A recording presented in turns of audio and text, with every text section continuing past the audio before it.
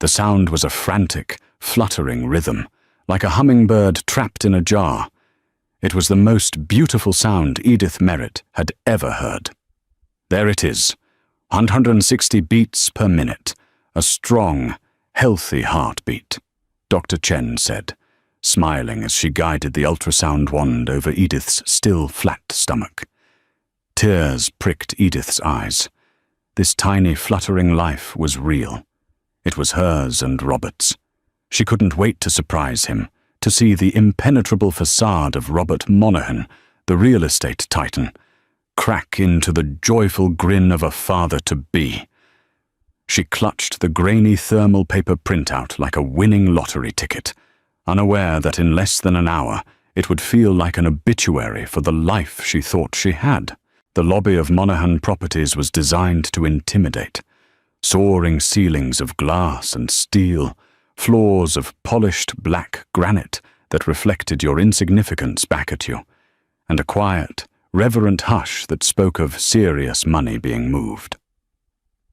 For 5 years, it had felt like a second home to Edith. Today, it felt like a foreign country. The receptionist, a young woman named Chloe, whose smile never quite reached her eyes, gave Edith a practiced, welcoming look. "Mrs. Monaghan, what a lovely surprise.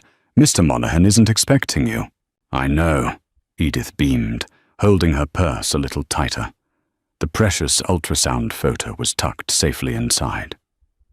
"I have the best kind of surprise for him." "Is he in his office?" Chloe's smile faltered for a fraction of a second. A flicker of something.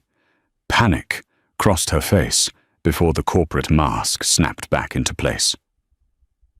"He is, but he's in a very important meeting with Ms. Todd from Acquisitions.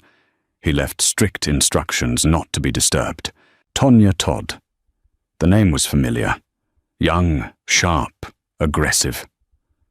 Robert had mentioned her a few times, impressed by her killer instinct. Edith's joy was a buoyant bubble that couldn't be popped by a simple meeting. "Oh, it'll just take a second. This is bigger than any acquisition, I promise." She started towards the private elevator that led to the executive suites on the 50th floor. Chloe practically sprang from her chair. "Mrs. Monaghan, please, I really can't let you go up. He was very specific."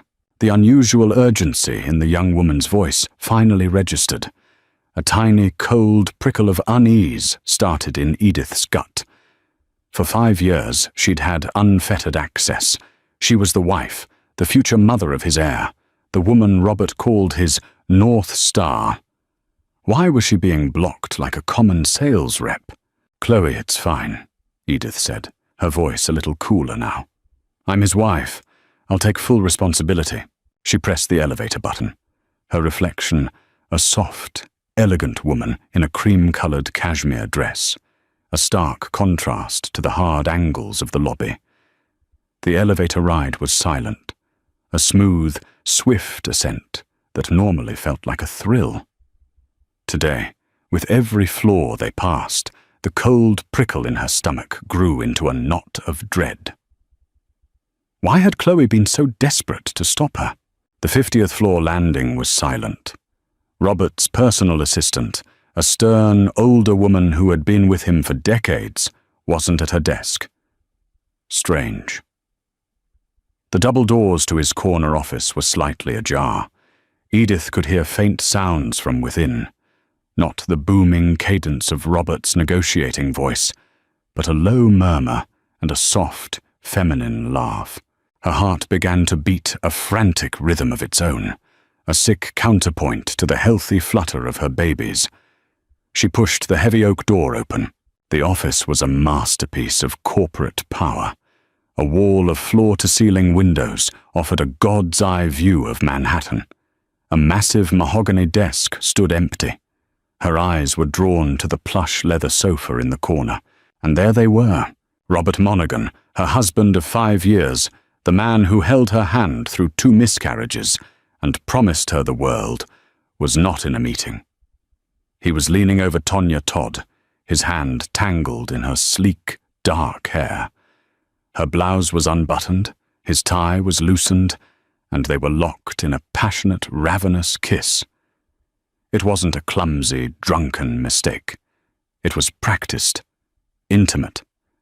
The air was thick with a familiarity that spoke of countless stolen moments. Time seemed to warp, slowing down until each second was a distinct, painful frame. The soft wool of her dress, the cold leather of her purse strap digging into her shoulder, the crinkle of the ultrasound photo inside, the sound of her own breathing, loud and ragged in the silent office. They didn't see her at first. Edith made a small, involuntary sound, a gasp, a sob, she wasn't sure. Robert's head snapped up. His eyes, usually a cool, calculating blue, widened in shock, but it was immediately replaced by something else. Annoyance. Pure, unadulterated irritation at being interrupted. There was no shame, no panic, no guilt. Just the cold fury of a king whose private chambers had been breached. Tonya Todd pulled away, a smug, triumphant smirk playing on her lips as she coolly buttoned her blouse. She looked at Edith not as a woman wronged, but as a competitor who had just been rendered obsolete. "Edith," Robert said, his voice a low growl. He stood up, straightening his tie, a gesture of composure that was more insulting than any apology. "You should have called." The sheer audacity of it, the blame in his tone, broke the spell. The world came rushing back in a torrent of nausea and white-hot pain. Edith didn't scream. She didn't cry. She did the only thing she could. She turned and walked away. She walked past the empty assistant's desk, into the silent elevator, her hand resting protectively on her stomach. As the doors slid shut, sealing her in the mirrored box, she finally saw her own reflection. The joyful, expectant mother was gone. In her place was a ghost, her face a pale mask of horror, and in her hand she was still clutching the purse containing the grainy, black and white image of a promise that had just been shattered into a million unrecognizable pieces. The elevator descended, but Edith felt like she was in free fall. The smooth, silent drop mirrored the plummeting of her stomach, the collapse of her entire world. When the doors opened to the cavernous lobby, she walked straight through, her gaze fixed on the revolving glass doors ahead. She didn't see Chloe's stricken face or hear the hushed whispers that followed in her wake. The city noise hit her like a physical blow, the blare of horns, the distant wail of a siren, the cacophony of a million lives moving forward while hers had just ground to a sickening halt. She didn't take a cab. She didn't call her driver. She just walked. Her feet, clad in expensive but impractical heels, moved automatically over the cracked Manhattan pavement. She walked without direction, a ghost drifting through the bustling crowds. Fifth Avenue, with its glittering storefronts that once promised a life of effortless luxury, now seemed grotesque. The diamonds in the Tiffany's window looked like shards of ice. The mannequins in Bergdorf's, draped in silks and furs, were just hollow effigies of a life she was no longer part of. Her phone began to buzz in her purse, a persistent, angry vibration. She knew it was Robert. She ignored it. It buzzed again, and again. A text message notification popped up on her watch. "Edith, where are you? We need to talk about this. Talk about this." As if it were a business negotiation that had gone awry. As if his betrayal could be itemized, discussed, and resolved with a revised set of terms. The clinical, detached language sent a fresh wave of revulsion through her. She found herself in Central Park, the manicured paths and autumn-tinged trees a stark contrast to the chaos in her mind. She sank onto a cold, empty bench, the buzzing in her purse finally stopping. The silence that followed was somehow louder. She pulled out the ultrasound photo, the tiny, bean-shaped flicker of life. Her baby. Their baby. The word "their" was a knife in her heart. This child was conceived in a bed that was a lie. It would be born into a home built on deceit. What kind of life would this be, raised by a father who saw commitment as a minor inconvenience, and a mother whose heart had just been pulverized? The psychological torment began its insidious work. The whispers of self-doubt she had suppressed for years grew into a roar. Was she not interesting enough? Not ambitious enough? She had willingly stepped back from her own promising career as an art curator to be the perfect corporate wife, hosting flawless dinner parties, managing their homes, being the serene, elegant woman on his arm. She had thought it was a partnership. Now she saw it for what it was, a role. And apparently she was replaceable. Tonya Todd was younger, hungrier, a player in his world. Edith was just the wife. Another text from Robert. Don't be so dramatic, Edie. This isn't what it looked like. The gaslighting was so blatant, so insulting, it almost made her laugh. A hysterical, broken sound caught in her throat. Not what it looked like? It was exactly what it looked like. It was the oldest, most cliché story in the book. The powerful man and his young subordinate. The trusting wife at home. A cold, hard clarity began to cut through the fog of her pain. This wasn't a mistake. This was a pattern. The late nights he'd called board meetings. The weekend trips for investor relations. The sudden, inexplicable distance that had grown between them over the past year, which she had foolishly attributed to the stress of his work. It all snapped into focus, each lie a perfectly placed piece in a mosaic of betrayal. She thought about their sprawling penthouse overlooking the park. It wasn't a home, it was a stage. Every piece of art, every piece of furniture had been chosen to project an image of power and success. His success. Her life had become an accessory to his. And now, the accessory was tarnished. The decision crystallized not in a moment of anger, but in a moment of chilling calm. She could not go back. She could not sit across from him at their polished dining table and pretend this hadn't happened. She could not raise her child in that house, in that life, breathing the poisoned air of his lies. To stay would be to slowly suffocate, to let a piece of her soul die every day. Her baby deserved more. She deserved more. The buzzing started again. This time she answered. "Where the hell are you, Edith?" Robert's voice was tight with controlled rage, not concern. Rage.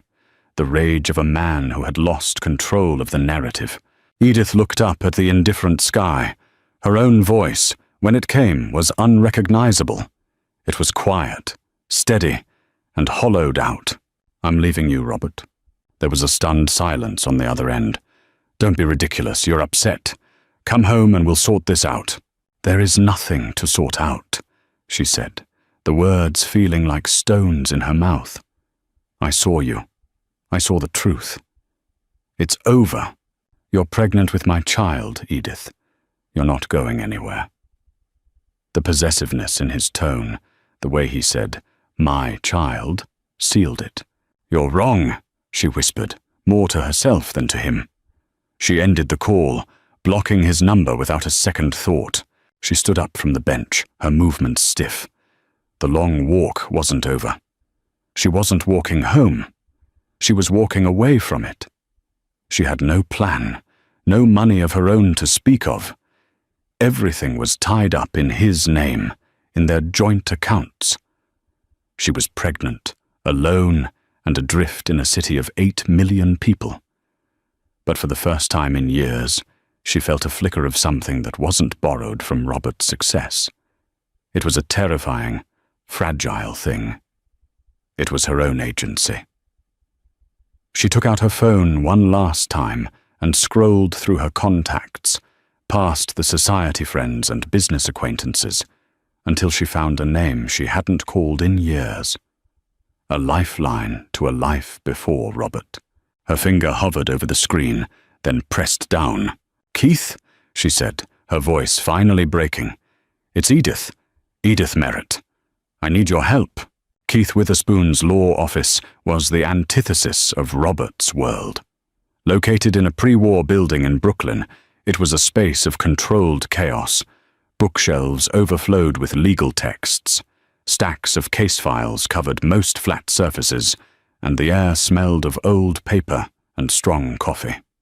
Keith himself hadn't changed since their college days, still lanky, with a thoughtful brow and kind eyes that had a knack for seeing right through people's defenses. He specialized in pro bono work, fighting for tenants against slum lords, and representing clients who couldn't afford the kind of slick, corporate lawyers Robert kept on retainer. He took one look at Edith's pale, shattered face and simply said, "Come in. Sit down. I'll make coffee." "Decaf," she said numbly, sinking into a worn leather armchair. I'm pregnant." Keith paused, his hand on the coffee pot. His expression softened from concern to a deep, aching sympathy. "Oh, Edie, I'm so sorry." He didn't need to ask what was wrong. The fact that she was here, looking like a refugee from a gilded cage, told him everything. For the next hour, the story poured out of her. The ultrasound, the office, Tonya Todd's smug expression, Robert's infuriating lack of remorse. Keith listened patiently, his hands steepled, his gaze never wavering. He didn't interrupt. He didn't judge. He just let her empty the poison from her system. When she was finished, her voice a raw whisper, he finally spoke. "Okay," he said, his tone calm and methodical. "Here's what he's going to do. First, he'll try to control you.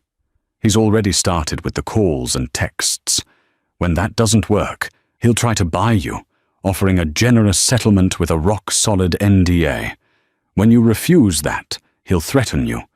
He'll use the baby as leverage. He'll say you're an unfit mother, that you're emotionally unstable. He'll hire the most ruthless custody lawyers in the state. He'll try to bleed you dry, emotionally and financially, until you come crawling back on his terms." Hearing it laid out so clinically was terrifying, but also validating. It was exactly what Robert would do. He didn't see a family. He saw an asset, a negotiation. "I can't fight him, Keith," Edith whispered, despair creeping back in. "He has everything. I have nothing. My name is on the bank accounts, but he controls them. My car is leased by his company. The penthouse is in his name. I'm a glorified dependent." "No, you're not," Keith said firmly. "You're his wife, and you're the mother of his child. That gives you rights. But you're right about one thing. A head-on fight right now would be brutal. He'd bury us in legal motions before we even got to discovery." He leaned forward, his expression serious. "So we don't fight him. Not yet. We make you disappear." The idea was both terrifying and liberating. To simply vanish. How? You have one asset he can't easily touch, right? The inheritance your grandmother left you. The trust fund. Edith had forgotten about it.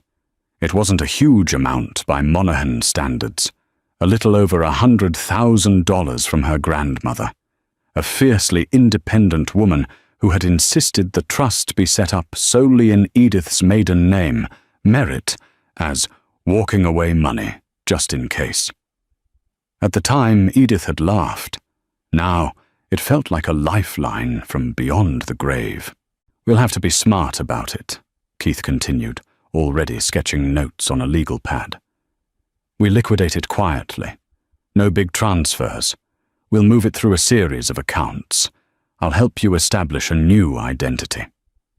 Nothing illegal, just a new life under your maiden name. New bank account, new phone, new address. You'll become Edith Merritt again." The name felt foreign, a relic from a past life.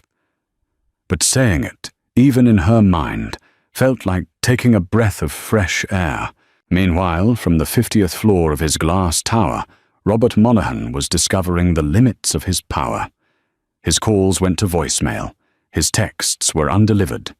He went to their penthouse, expecting to find her crying in their bedroom, ready for his carefully crafted speech of apology and explanation.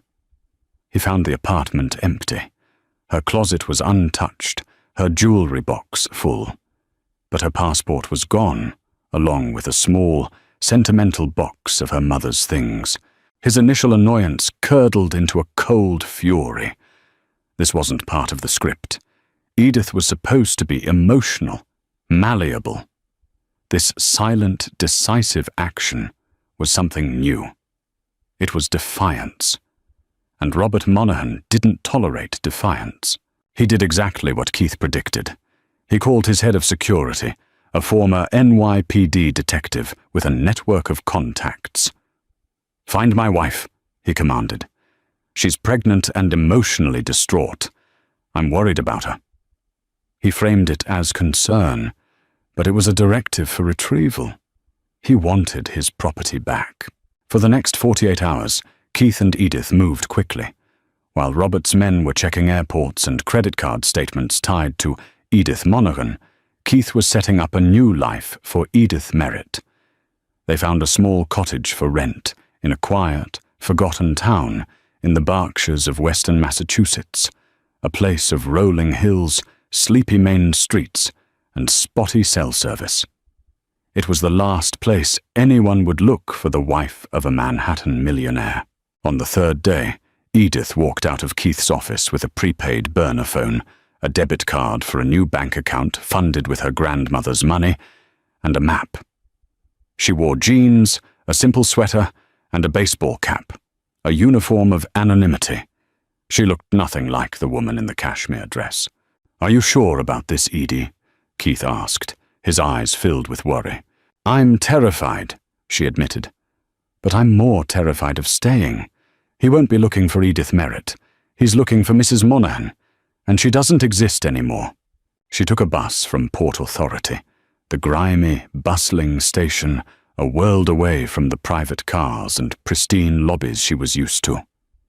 As the bus pulled out of the Lincoln Tunnel and into the fading light of a New Jersey evening, she looked back at the Manhattan skyline, a glittering cage she had just escaped. A single tear traced a path down her cheek. It wasn't a tear of sadness. It was a tear of farewell. She was driving into the unknown, a pregnant woman with a broken heart and a small bank account. But she was driving towards a life that would be, for the first time in a long time, entirely her own. The town of Northwood, Massachusetts, was a place where time seemed to slow down. It was a town of white-steepled churches, a single blinking traffic light on Main Street, and a sprawling town green where farmers' markets were held on Saturdays. For Edith, now living as Edith Merritt in a small clapboard cottage on a dirt road, it was a sanctuary. The silence was the first thing she noticed. It was a living entity, broken only by the chirping of crickets at night and the rustle of wind through the ancient maple trees. After years of the constant hum of Manhattan, the quiet was both unnerving and deeply healing. The first few months were a blur of survival. She bought a used, reliable station wagon, furnished her cottage with second-hand furniture from the town's antique co-op, and learned the art of living on a budget. The luxuries she'd taken for granted, gourmet groceries, designer clothes, weekly spa treatments, evaporated. They were replaced by simpler, more profound pleasures. The taste of a fresh tomato from the farm stand, the warmth of a quilt she'd bought at a church sale, the joy of feeling her baby kick for the first time without a shadow of betrayal looming over the moment. Her pregnancy progressed, her belly swelling into a gentle, protective curve. She found a local doctor, a kind, no-nonsense woman named Dr. Anya Sharma, who asked no questions about her past or the absence of a father. In Northwood, people respected privacy. You were judged not by who you were, but by what you did. And Edith, or Edie as her neighbors came to know her, was quiet, polite, and kept to herself. She began to paint again. She'd given up her art after marrying Robert, convinced by his subtle dismissals that it was a cute hobby, but not a serious pursuit. Now, with a set of cheap acrylics and canvases from the local craft store, she rediscovered her voice. She didn't paint the grand cityscapes she used to. She painted the gnarled bark of an oak tree, the way the morning light filtered through her kitchen window, the quiet strength in the faces of the women at the local diner. Her art became her therapy, a way to process the trauma and reclaim the parts of herself she had lost. But the ghost of her past life was never far away. Some nights she would wake up in a cold sweat. The image of Robert and Tonya on that leather sofa burned into her mind. The psychological conflict raged within her. She was building a new life, finding a strength she never knew she possessed. Yet she was also a fugitive. Every time a new car drove slowly down her road, her heart would seize with panic. Every unfamiliar number that called her burner phone sent a jolt of adrenaline through her. Keith was her only link to that world. They spoke once a week, their conversations a carefully choreographed dance of coded language. He updated her on Robert's search. It was relentless. Robert had hired a top-tier private investigation firm.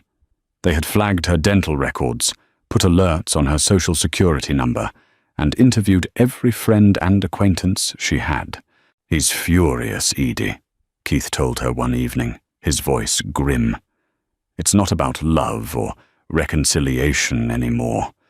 It's about his ego. You defied him. You disappeared with what he considers his legacy. He's treating this like a hostile takeover, and he's determined to win." The knowledge was a constant, low-level hum of anxiety. She was living on borrowed time. The first near miss happened in her 7th month. She had driven to Pittsfield, the nearest large town, to buy a crib. As she was leaving the baby store, she saw him, a man in a dark suit, leaning against a car, looking out of place among the local shoppers. He wasn't looking at her, but his eyes were scanning the crowd with a professional, searching intensity. It was the same look Robert's security detail always had. Edith's blood ran cold. She ducked her head, pulling her coat tighter, and walked quickly in the opposite direction, her heart hammering against her ribs. She didn't look back. She got in her car, her hands shaking so badly she could barely fit the key in the ignition, and drove home, taking a winding, indirect route. That night, she couldn't sleep. The cottage, which had been her sanctuary, suddenly felt like a trap. The quiet of the woods was no longer peaceful. It was menacing, filled with unseen watchers. She was a lone woman, heavily pregnant, miles from anyone who could help her. The power imbalance she had fled felt more acute than ever. He was out there, a vast, powerful entity with limitless resources, and she was just one woman hiding in the woods. She looked at her growing collection of paintings leaning against the wall. They were honest and raw, and full of a quiet beauty she had found in her solitude. They were proof of the woman she was becoming. She thought of the baby, safe and warm inside her, a life untainted by the Monaghan name and its suffocating legacy. The fear was still there, a cold knot in her stomach, but beneath it, something else was hardening. Resolve. She was done being a victim. She was done hiding. Robert might see this as a battle for his legacy, but for Edith, it was a fight for her child's future and her own soul. The quiet season was over. A storm was coming, and for the first time she felt ready to face it. The day Robert found her, the sky was a brilliant, unforgiving blue. Winter had settled over the Berkshires, dusting the pines with a thin layer of snow and turning the air crisp and clean. Edith, 9 months pregnant and feeling as large and slow as a barge, was on her porch, sketching the stark beauty of the winter landscape. A black, obscenely expensive-looking sedan crunched up her gravel driveway. It was so out of place in her rustic world that for a moment she felt only confusion. Then the passenger door opened and Robert Monaghan stepped out. He looked thinner, his face harder, the lines around his mouth etched deeper. He wore a tailored charcoal overcoat, his city shoes looking ridiculous on the snowy ground. He surveyed her small cottage, his expression a mixture of disbelief and disgust, as if he couldn't comprehend how she could choose this provincial squalor, over the life he had given her. Edith's first instinct was to run, to bolt the door, hide, and pray he would go away. But her body was heavy, and her spirit, forged in months of solitude and self-reliance, refused to cower. She remained seated in her rocking chair, her sketchbook held loosely in her lap, her hand resting protectively over her swollen belly. She had fantasized about this moment, played out 1,000 different scenarios in her mind.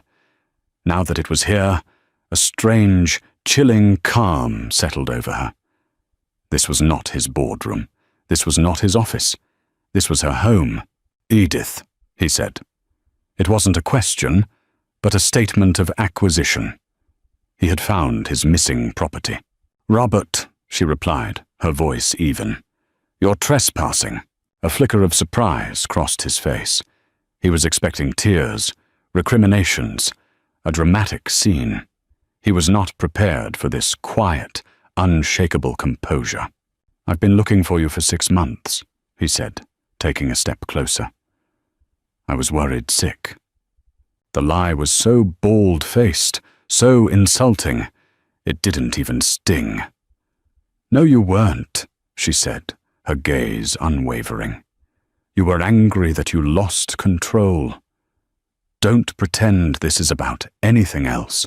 He stopped, his corporate charm offensive hitting a brick wall. He changed tactics. "This is insane, Edie. Living out here in this. Look at you. This isn't the life for you or for my child." "That's where you're wrong," she said, finally standing up, a slow, deliberate movement. The full swell of her pregnancy was now impossible for him to ignore. She was no longer just the wife who had left. She was the mother of a child about to be born. "This is the first real life I've had in years, and this is my child, Robert. You forfeited your right to any claim on that title on a leather sofa with Tonya Todd." His face tightened. He took another step, his voice dropping to the low, menacing tone he used to close deals. "Let's stop the games. I'm prepared to be generous. We can put this all behind us. I'll fire Tonya. We can go back to how things were.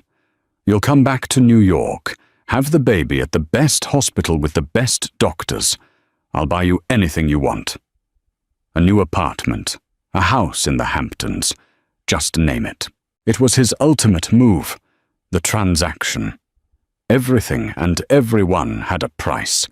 He was trying to buy back his family, to erase his infidelity with a checkbook, and in that moment, Edith finally understood his hidden motive. It wasn't about love, or even reconciliation. It was about the baby. This child wasn't a son or daughter to him. It was an heir, an extension of his ego, a continuation of the Monaghan dynasty he was so obsessed with building. She and the baby were his legacy, and their absence was a stain on his perfect public image. "You still don't get it, do you?" she said, a sad, pitying smile on her lips. "There is no price. You can't buy this. You can't buy me. And you will never, ever control my child." His mask of civility finally cracked, revealing the raw, narcissistic rage beneath. "You think you can keep my son from me?" he snarled. "It's a girl," Edith said calmly. The words hung in the cold air, a simple fact that seemed to completely derail him. A girl. Not the Monaghan son and heir he had already envisioned. "I will take you to court," he hissed. "I will prove you're unstable. I'll tell them how you ran away, how you're living in poverty. I will strip you of everything. You will have nothing." This was the man she had married. Not the charming philanthropist who charmed boardrooms, but this cold, cruel stranger who would destroy the mother of his child to win. The fear she had lived with for months was gone, burned away by a fierce, primal fire. This was the mother bear, cornered and ready to fight for her cub. "Try it," she said, her voice ringing with a strength she didn't know she possessed. "I am not the same woman who walked out of your office, Robert. I am not your possession. And this baby," she said, her hand on her stomach, "is not a Monaghan asset. She is my daughter, and I will protect her from you, no matter what it costs." The power dynamic had irrevocably flipped. He had all the money, all the lawyers, all the influence. But she had something he wanted and could never, ever force. Her and her child. She held all the real power, and they both knew it. Defeated for now, Robert stared at her, his face a mask of disbelief and fury. He had come here expecting to find a broken, desperate woman he could easily manipulate.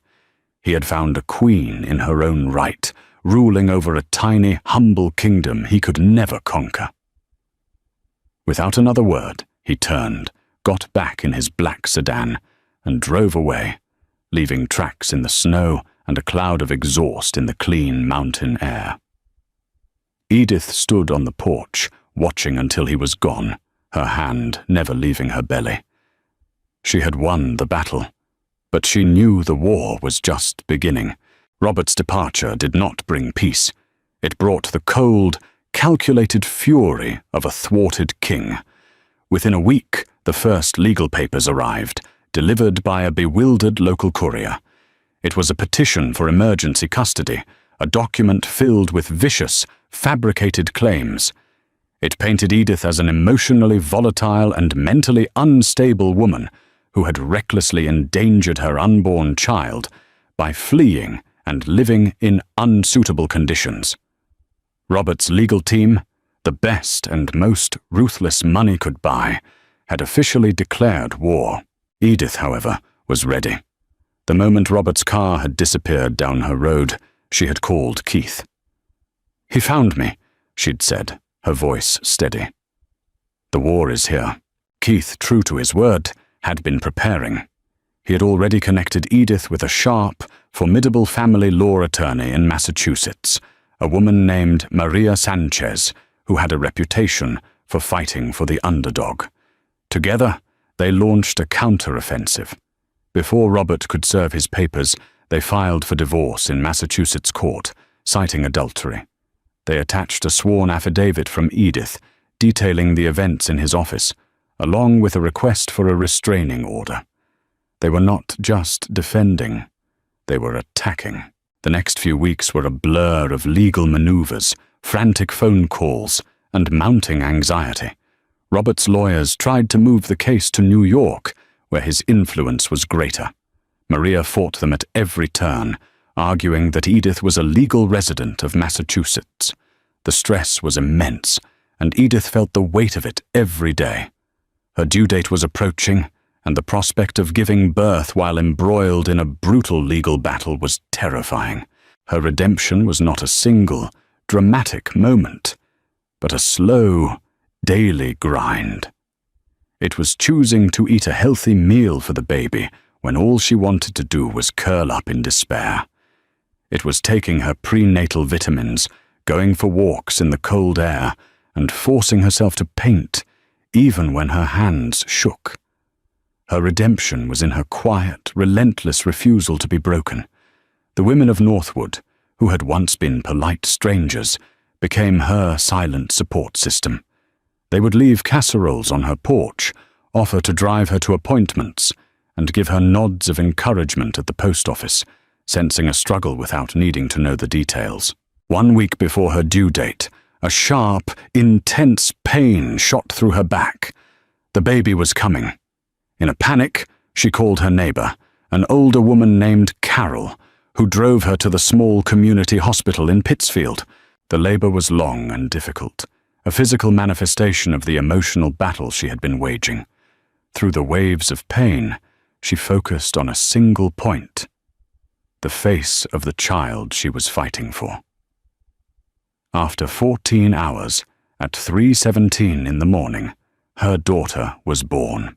She was small, with a tuft of dark hair and eyes that seemed to hold an ancient wisdom.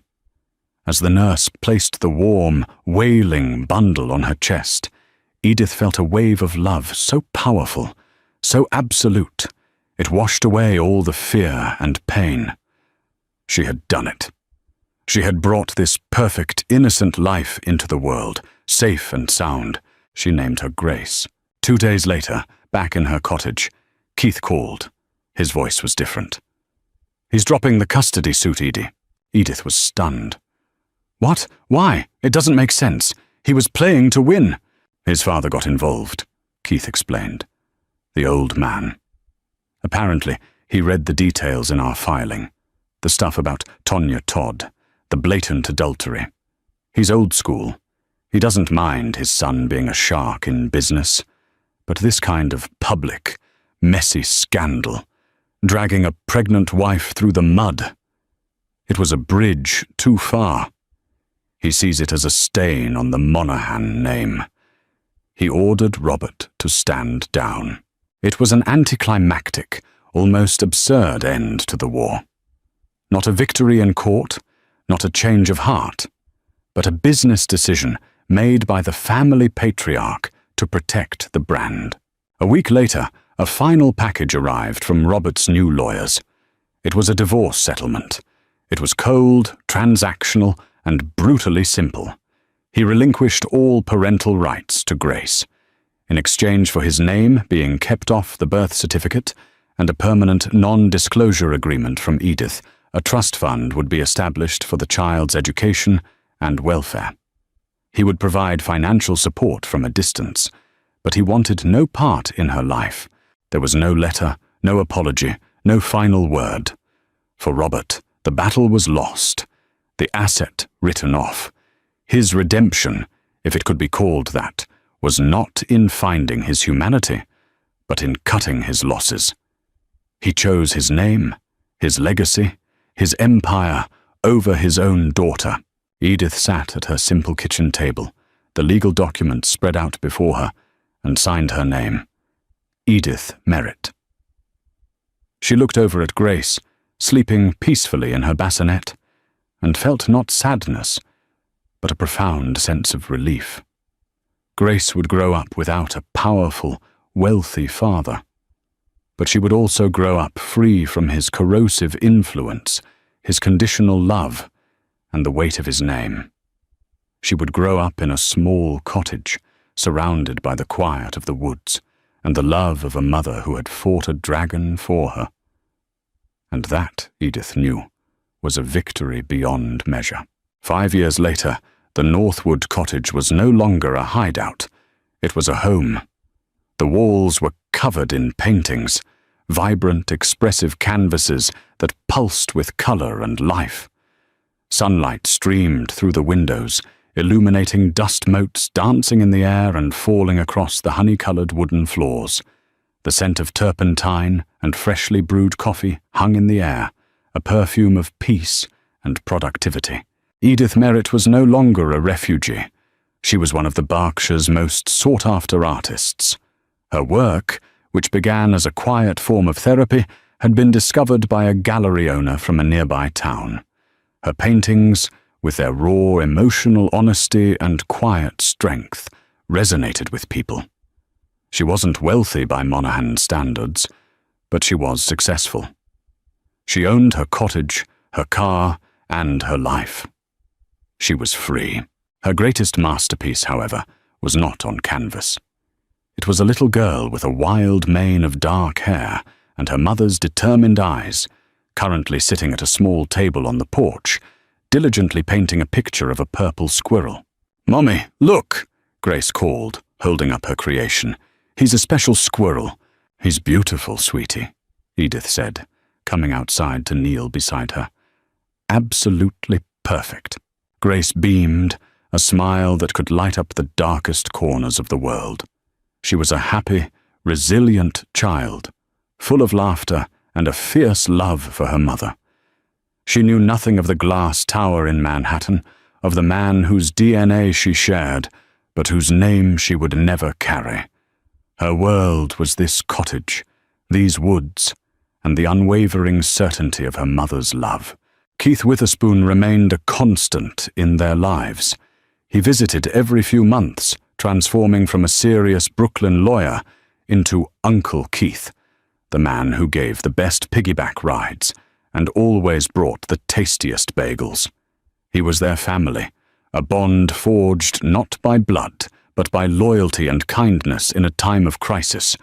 He'd watch Grace play, then look at Edith, a proud, happy woman so different from the shattered ghost who had walked into his office years ago, and he would just shake his head in admiration. Sometimes, late at night after Grace was asleep, Edith would sit on her porch, looking at the stars, and allow herself to think about Robert. She felt no anger anymore, only a distant, clinical pity. He had everything he thought he wanted: his empire, his name, his unfettered ambition. Tonya Todd, she'd heard through the grapevine, hadn't lasted 6 months after the scandal broke. Robert had a rotating cast of young, beautiful women, but he was alone. He had chosen a legacy of steel and glass over one of flesh and blood. He had missed it all: Grace's first steps, her first word, Mama, the simple, profound joy of holding his daughter's hand. Her own journey had been a trial by fire.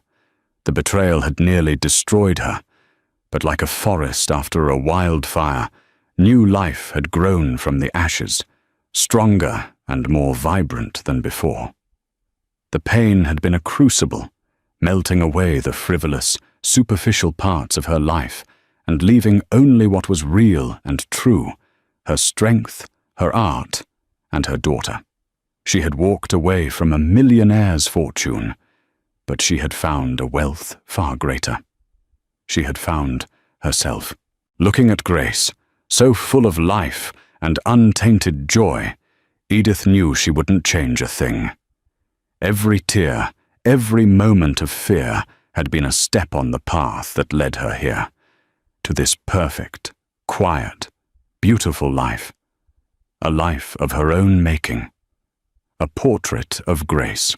Edith's story is a powerful reminder that our greatest strength is often forged in our deepest pain. Betrayal and heartbreak can feel like the end of the world. But as she discovered, sometimes they are the violent, necessary beginning of a life that is truly our own.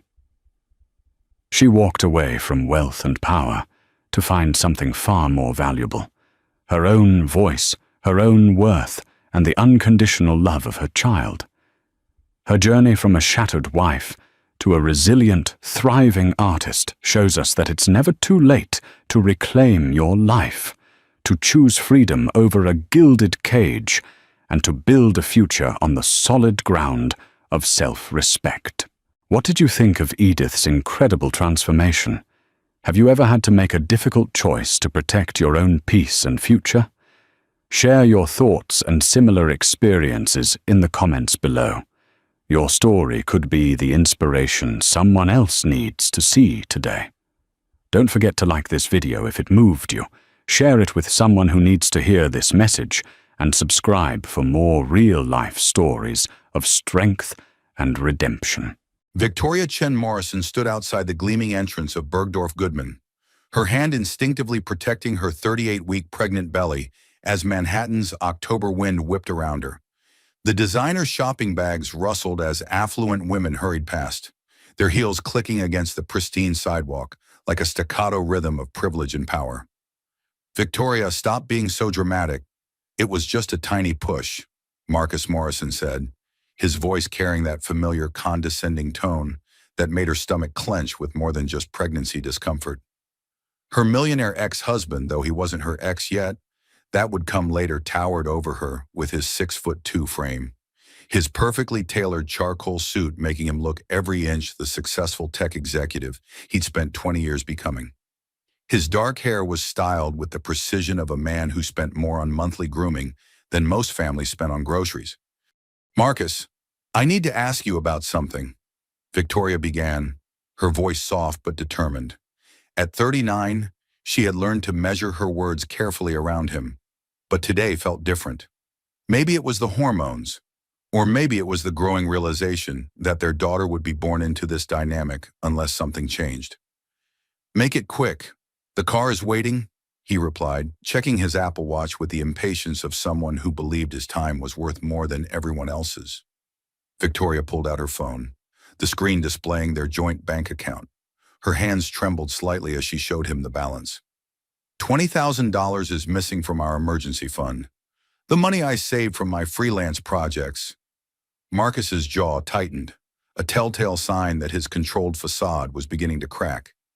"Do not question my financial decisions in public, Victoria. But that was for Emma's nursery, her medical expenses. I said not here." His voice dropped to a dangerous whisper, the kind that preceded his worst outbursts. Taxi brakes squealed nearby as traffic thickened during the lunch rush. Victoria glanced around at the bustling street, thinking the public setting would keep him reasonable. She had miscalculated badly. "Marcus, we agreed that money was for our daughter. I worked nights for months to save it while carrying your child." Her voice grew stronger with each word. 20 years of suppressed frustration finally finding an outlet. "My child," he corrected coldly. "Everything you earn, everything you save, everything you are belongs to this family, which means it belongs to me." The words hit her like a physical blow. Victoria had heard this logic before, woven through their entire marriage like a poisonous thread, but never stated so baldly. "I'm not your property, Marcus." His hand flew across her face with a crack that echoed off the storefront windows. The slap was so sudden, so shocking, that Victoria's mind went blank for several seconds. Her cheek burned with immediate fire, and she pressed her palm against it, feeling the heat radiating from where his ring had caught her skin. Gasps erupted from nearby pedestrians. "Oh my God! Did you see that?" A woman's voice carried clearly through the crisp air. "Someone call the police!" another voice urged. Victoria looked up through tears she hadn't realized were falling and saw something that made her blood run cold. Dozens of phones were pointed in their direction, their cameras capturing her humiliation for the world to see. The modern Greek chorus of social media had witnessed her shame, and there was no taking it back. "Get in the car." "Now," Marcus hissed, grabbing her arm with enough force to leave fingerprints on her pale skin. As he pushed her toward their waiting black Mercedes, Victoria caught fragments of conversations around them. "Did you get that on video? I'm posting this right now." "That poor woman. Isn't that Marcus Morrison? The tech guy?" Victoria slid into the leather passenger seat, her mind reeling. In 20 years of marriage, Marcus had never hit her in public. His control was usually more subtle, more psychological, but something about her challenging him over money, over their daughter's future, had broken through his carefully maintained image. The driver, a man named James who had worked for them for 5 years, met her eyes in the rearview mirror. His expression was carefully neutral, but she saw something there, concern, maybe even sympathy. "Home, Mr. Morrison?" James asked quietly. "Yes." Quickly. As they pulled into traffic, Victoria stared out the window at the people on the sidewalk, some still holding their phones, still recording. She had become a viral moment before she even understood what that meant. Her phone buzzed with notifications. Text messages, social media alerts, missed calls. The digital wildfire had already begun.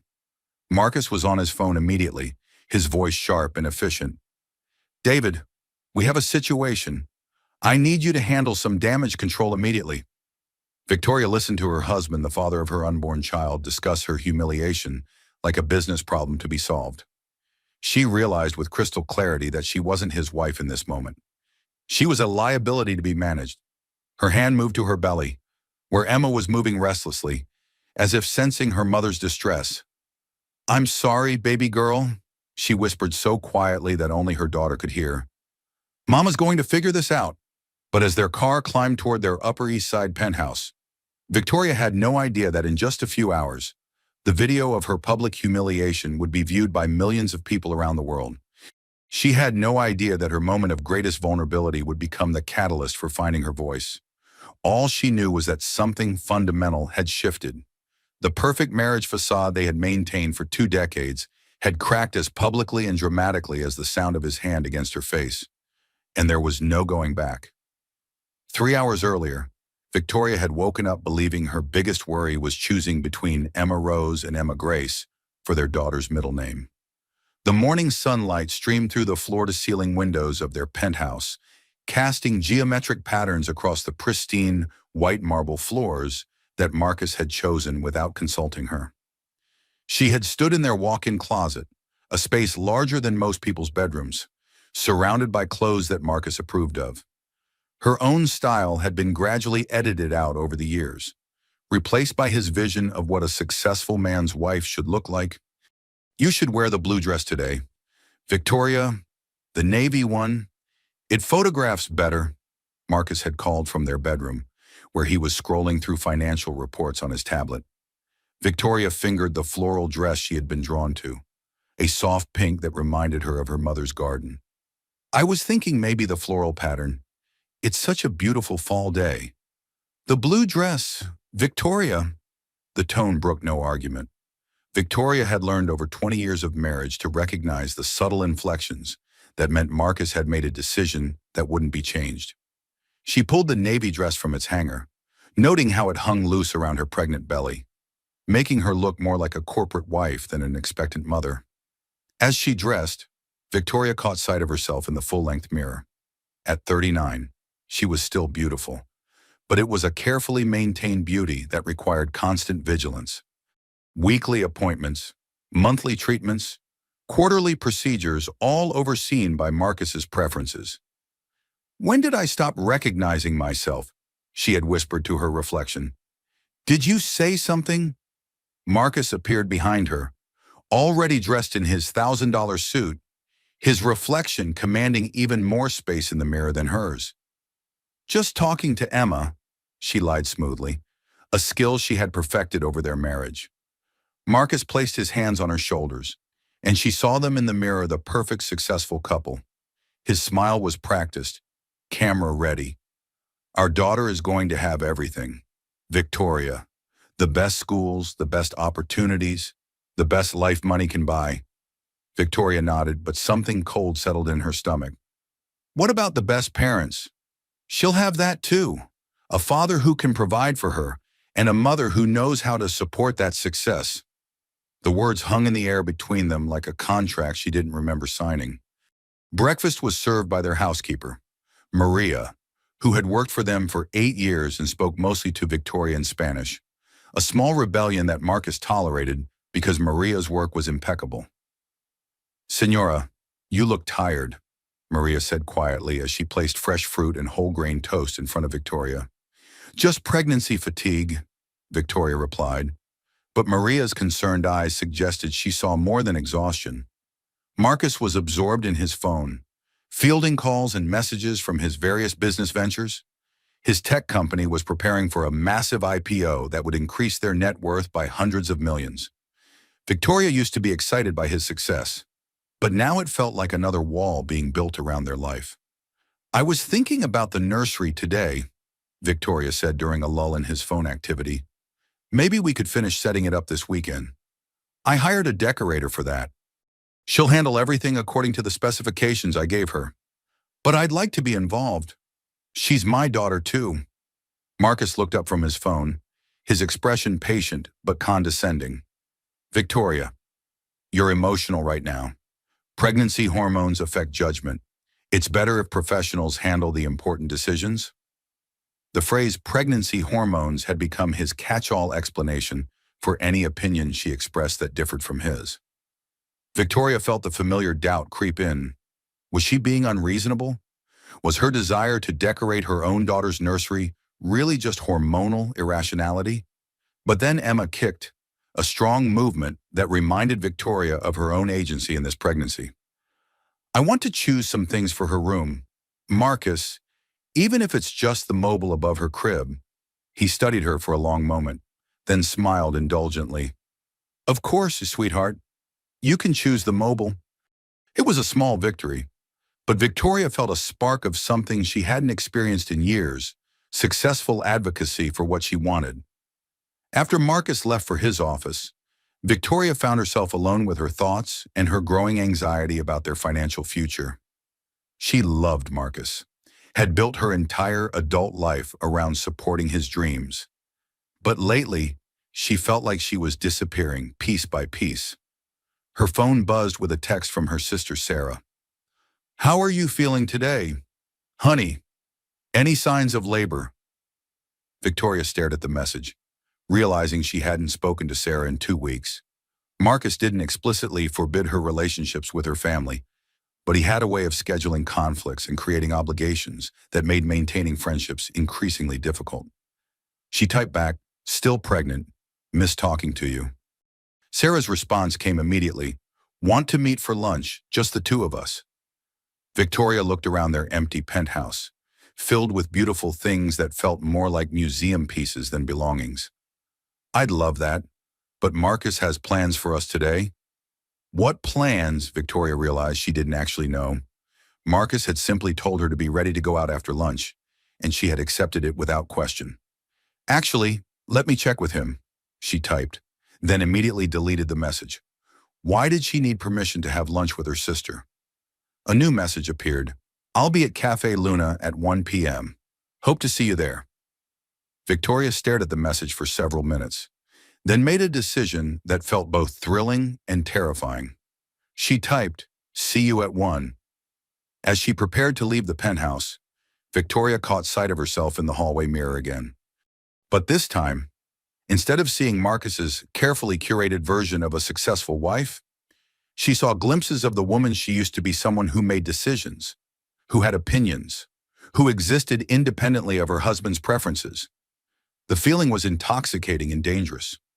She grabbed her purse and headed for the door, unaware that her small act of rebellion would set in motion a chain of events that would change everything.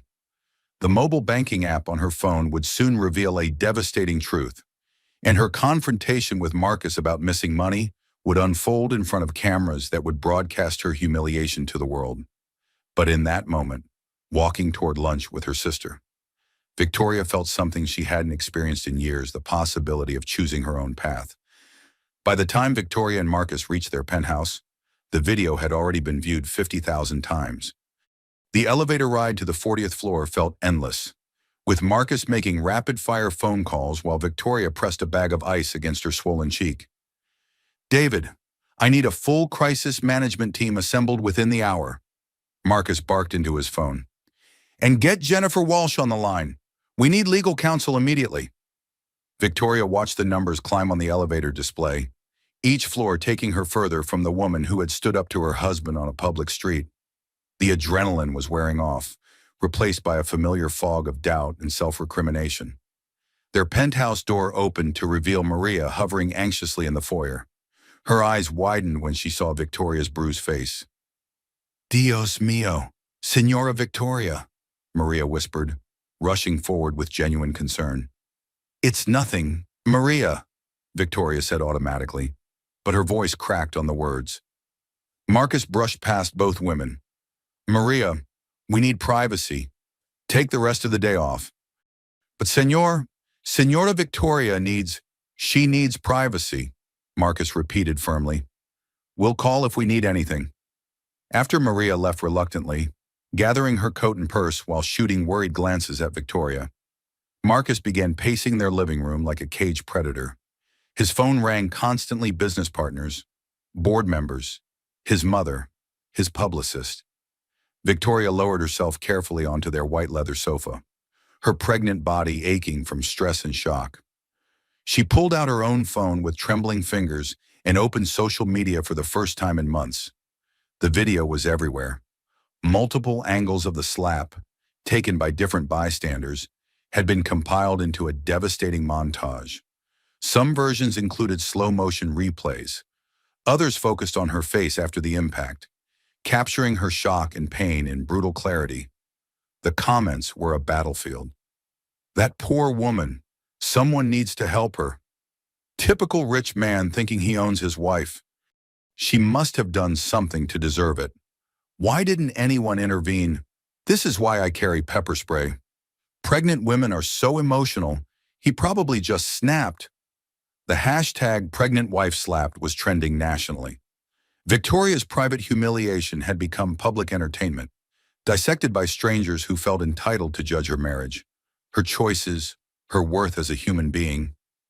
"Victoria, put the phone down," Marcus commanded, ending his latest call. "Social media is toxic. It will only upset you more." But Victoria couldn't stop scrolling. Mixed in with the cruel comments and hot takes were messages that made her chest tight with unexpected emotion. "I left my abusive husband last year. You can do this. The way you protected your belly even while he was hitting you, you're already being the mother your daughter needs. There are resources. There is help. You don't have to stay. 20 years I was married to a man like this. You're not alone." Marcus appeared beside her, gently but firmly taking her phone away. "This is exactly what I was worried about. You're getting yourself worked up over nothing." "Nothing?" Victoria looked up at him, seeing him clearly for perhaps the first time in years. "Marcus, millions of people just watched you hit your pregnant wife. I didn't hit you. I reacted to your hysteria with an unfortunate gesture that has been blown completely out of proportion by social media mob mentality." The clinical way he described her pain, his violence reframed as her hysteria, his choice recharacterized as an unfortunate gesture, made something crystallize in Victoria's mind. "Is that what you're going to tell our daughter when she's old enough to find this video? That Mama was hysterical?" Marcus sat down beside her, his voice taking on the patient tone he used with difficult clients. "Victoria, you're thinking emotionally right now. Pregnancy hormones, stress from the media attention, the normal anxiety of expectant mothers.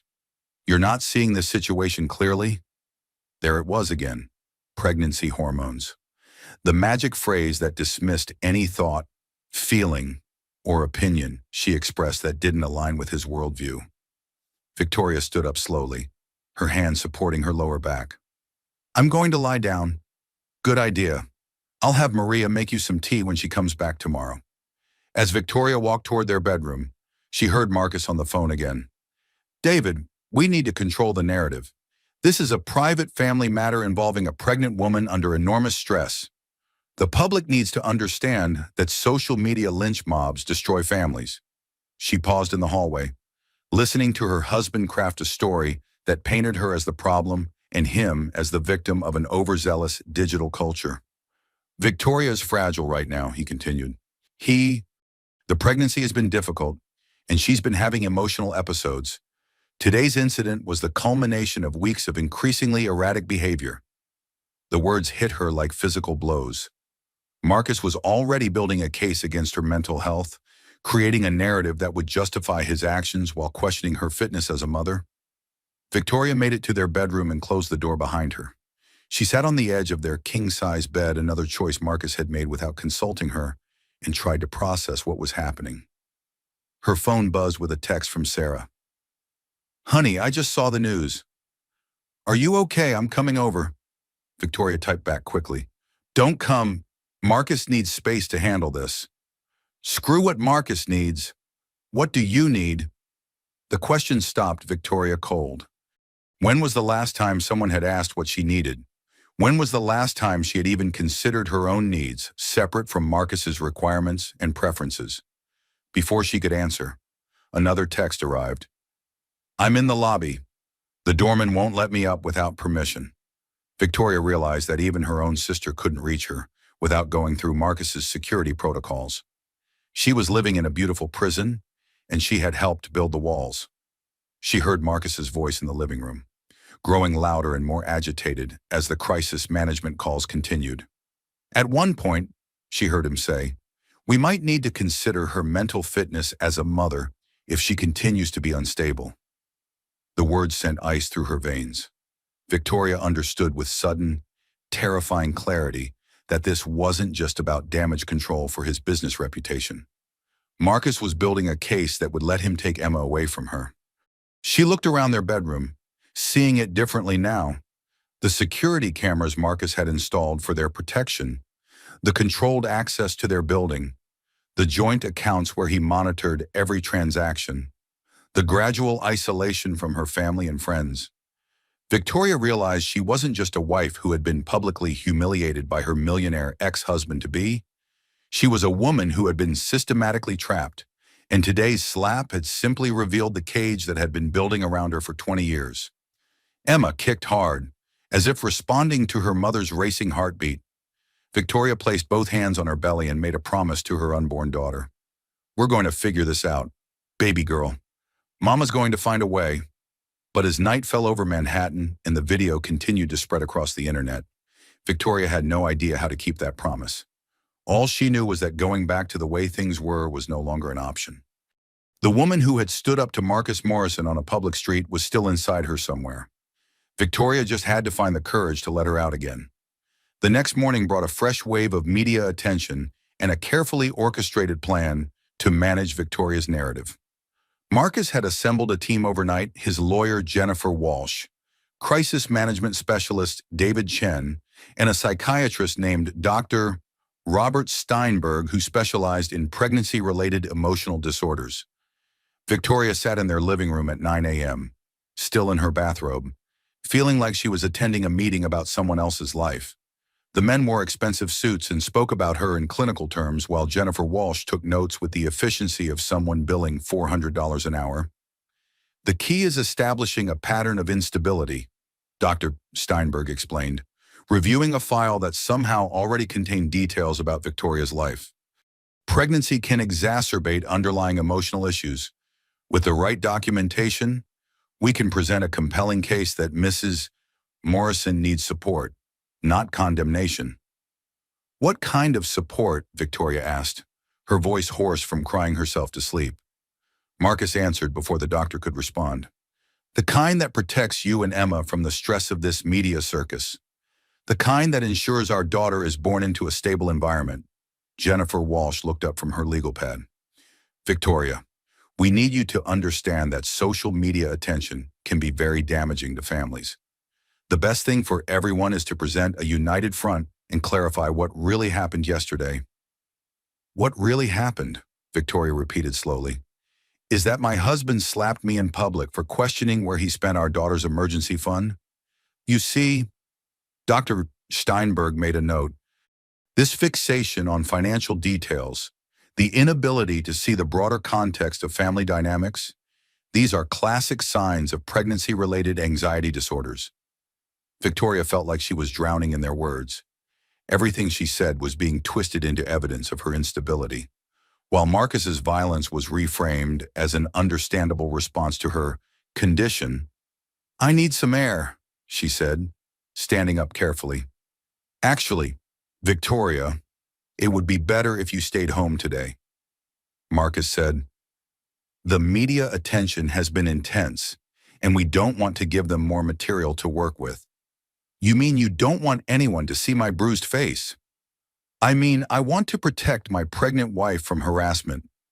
Victoria excused herself to the bathroom, needing to escape their suffocating concern for her well-being. As she walked down the hallway, she heard Dr. Steinberg's voice carrying clearly from the living room. "The pattern is textbook: social withdrawal, fixation on minor issues, confrontational behavior with the spouse. If she doesn't cooperate with treatment recommendations, we have options. Postpartum depression affects judgment significantly. Judges are very sympathetic to concerned fathers who want to protect their children." Victoria stopped walking, Through the partially open door, she could see Marcus nodding thoughtfully. "How long would that process take?" Marcus asked. "If we document everything properly, we could have a preliminary custody evaluation within weeks of the birth. The key is establishing that her current mental state poses a risk to the child's well-being." Victoria pressed her back against the hallway wall, her mind reeling. They weren't discussing her medical care or emotional support. They were planning to take Emma away from her by building a case that she was mentally unfit to be a mother. Jennifer Walsh's voice joined the conversation. "The domestic violence allegations become irrelevant if we can show that Victoria's perception of events was distorted by her psychological condition. A woman suffering from pregnancy-induced psychosis might misinterpret normal marital disagreements as abuse." Pregnancy-induced psychosis. Marcus sounded intrigued by the terminology. "It's rare but documented. Hormonal changes can cause pregnant women to become paranoid, aggressive, and disconnected from reality. Dr. Steinberg's evaluation could support that diagnosis." Victoria felt bile rise in her throat. She was listening to professionals, people with degrees and licenses and reputations, conspiracy to gaslight her into believing she was insane. She made it to the bathroom and locked the door behind her, then sat on the edge of the marble bathtub and tried to think clearly. Her phone was in Marcus's possession. Her sister couldn't reach her without permission, and she was surrounded by people who were being paid to question her sanity. But she wasn't crazy. She knew what had happened yesterday, knew the pattern of control that had defined her marriage, knew the difference between love and ownership. Victoria looked at herself in the bathroom mirror, seeing the bruise that makeup couldn't quite cover, and made a decision that terrified and liberated her in equal measure. She unlocked the bathroom door and walked back to the living room, where the four professionals were deep in discussion about her psychological evaluation timeline. "I won't be participating in any of this," she announced. The conversation stopped abruptly. Marcus turned to her with the patient expression he reserved for her most unreasonable moments. "Victoria, we're trying to help you." "No, you're trying to help yourself. You're trying to protect your business reputation and your IPO by convincing everyone that I'm mentally ill." Dr. Steinberg made another note. "This type of paranoid thinking is consistent with the diagnosis we discussed."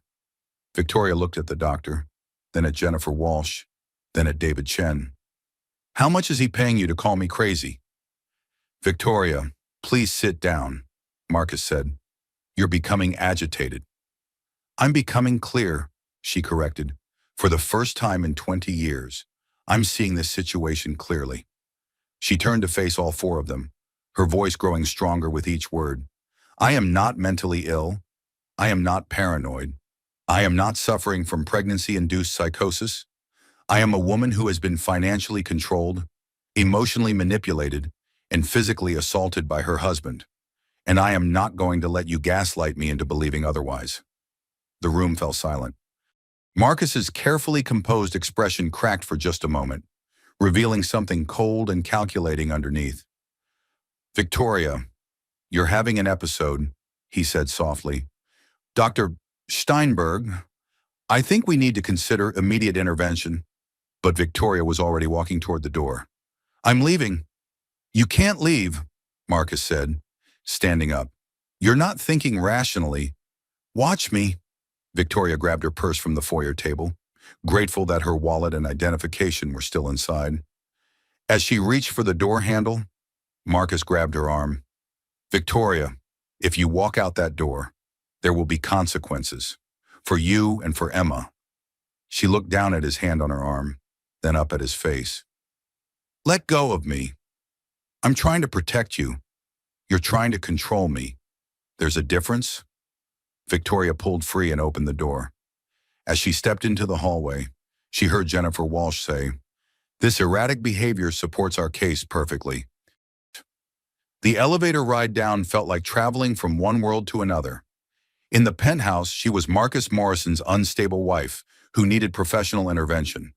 In the lobby, she was Victoria Chen Morrison, a woman who had just walked away from everything she knew to protect her unborn daughter.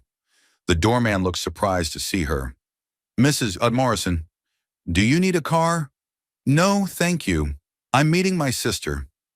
Victoria walked out into the bright Manhattan morning, feeling both terrified and exhilarated. She had no plan, no money beyond what was in her wallet, and no idea what would happen next. But for the first time in 20 years, she was making her own choices. As she hailed a taxi to take her to Sarah's apartment, Victoria realized that the team upstairs was probably already spinning her departure as further evidence of her mental instability. They would use her flight to safety as proof that she posed a danger to Emma. The fight for her daughter hadn't even begun, and Victoria was already losing. But at least now she knew she was in a fight. Victoria walked 20 blocks before realizing she had nowhere to go. The October morning air felt sharp against her face, each breath a reminder that she was free from the suffocating atmosphere of Marcus's carefully controlled world. Her pregnant body protested the unaccustomed exercise, but her mind felt clearer than it had in years. She called Sarah from a coffee shop in Midtown, her hands shaking as she dialed. Victoria, thank God, I've been trying to reach you since yesterday. Are you okay? I left him, Victoria said, the words feeling foreign in her mouth. I walked out. There was a pause, then Sarah's voice came back fierce and protective. I'm coming to get you. Where are you? 20 minutes later, Victoria found herself in Sarah's small but warm Brooklyn apartment, surrounded by the controlled chaos of a life lived authentically. Books stacked everywhere, plants that seemed to thrive despite irregular watering, and photos of family and friends covering every surface. I've been waiting 20 years for you to leave him, Sarah admitted as she made tea with hands that trembled slightly. Why didn't you say something? Would you have listened? Victoria considered this honestly. Probably not. Sarah sat down across from her sister, studying the bruise that had darkened overnight. Victoria, what he did was assault. In front of witnesses. You could press charges. His lawyers are already building a case that I'm mentally unfit to be a mother. If I fight him legally, they'll use it as evidence that I'm vindictive and unstable. And if you don't fight him, he gets to control the narrative completely. Victoria pulled out her phone, which had been buzzing constantly with notifications. Look at this. She showed Sarah the flood of messages from strangers around the world. Women sharing their own stories of abuse, offering resources, providing support. But mixed in were cruel comments questioning her motives, her timing, her worthiness as a victim. The internet is a double-edged sword, Sarah observed. But look at these numbers. Victoria, thousands of women are supporting you. One message in particular caught Victoria's attention. It was from a woman named Jennifer Martinez. I stayed with my abusive husband for 15 years because I thought leaving would be worse for my children. I was wrong. My kids are happier, healthier, and safer now. You're already being the mother your daughter needs by protecting her from this environment. Victoria read the message aloud, her voice breaking on the last words. You are, Sarah said firmly. You're already protecting Emma by refusing to let her grow up thinking this is what love looks like. A knock at the door interrupted them. Sarah looked through the peephole and sighed. It's Jenny Walsh, my friend who's a family law attorney.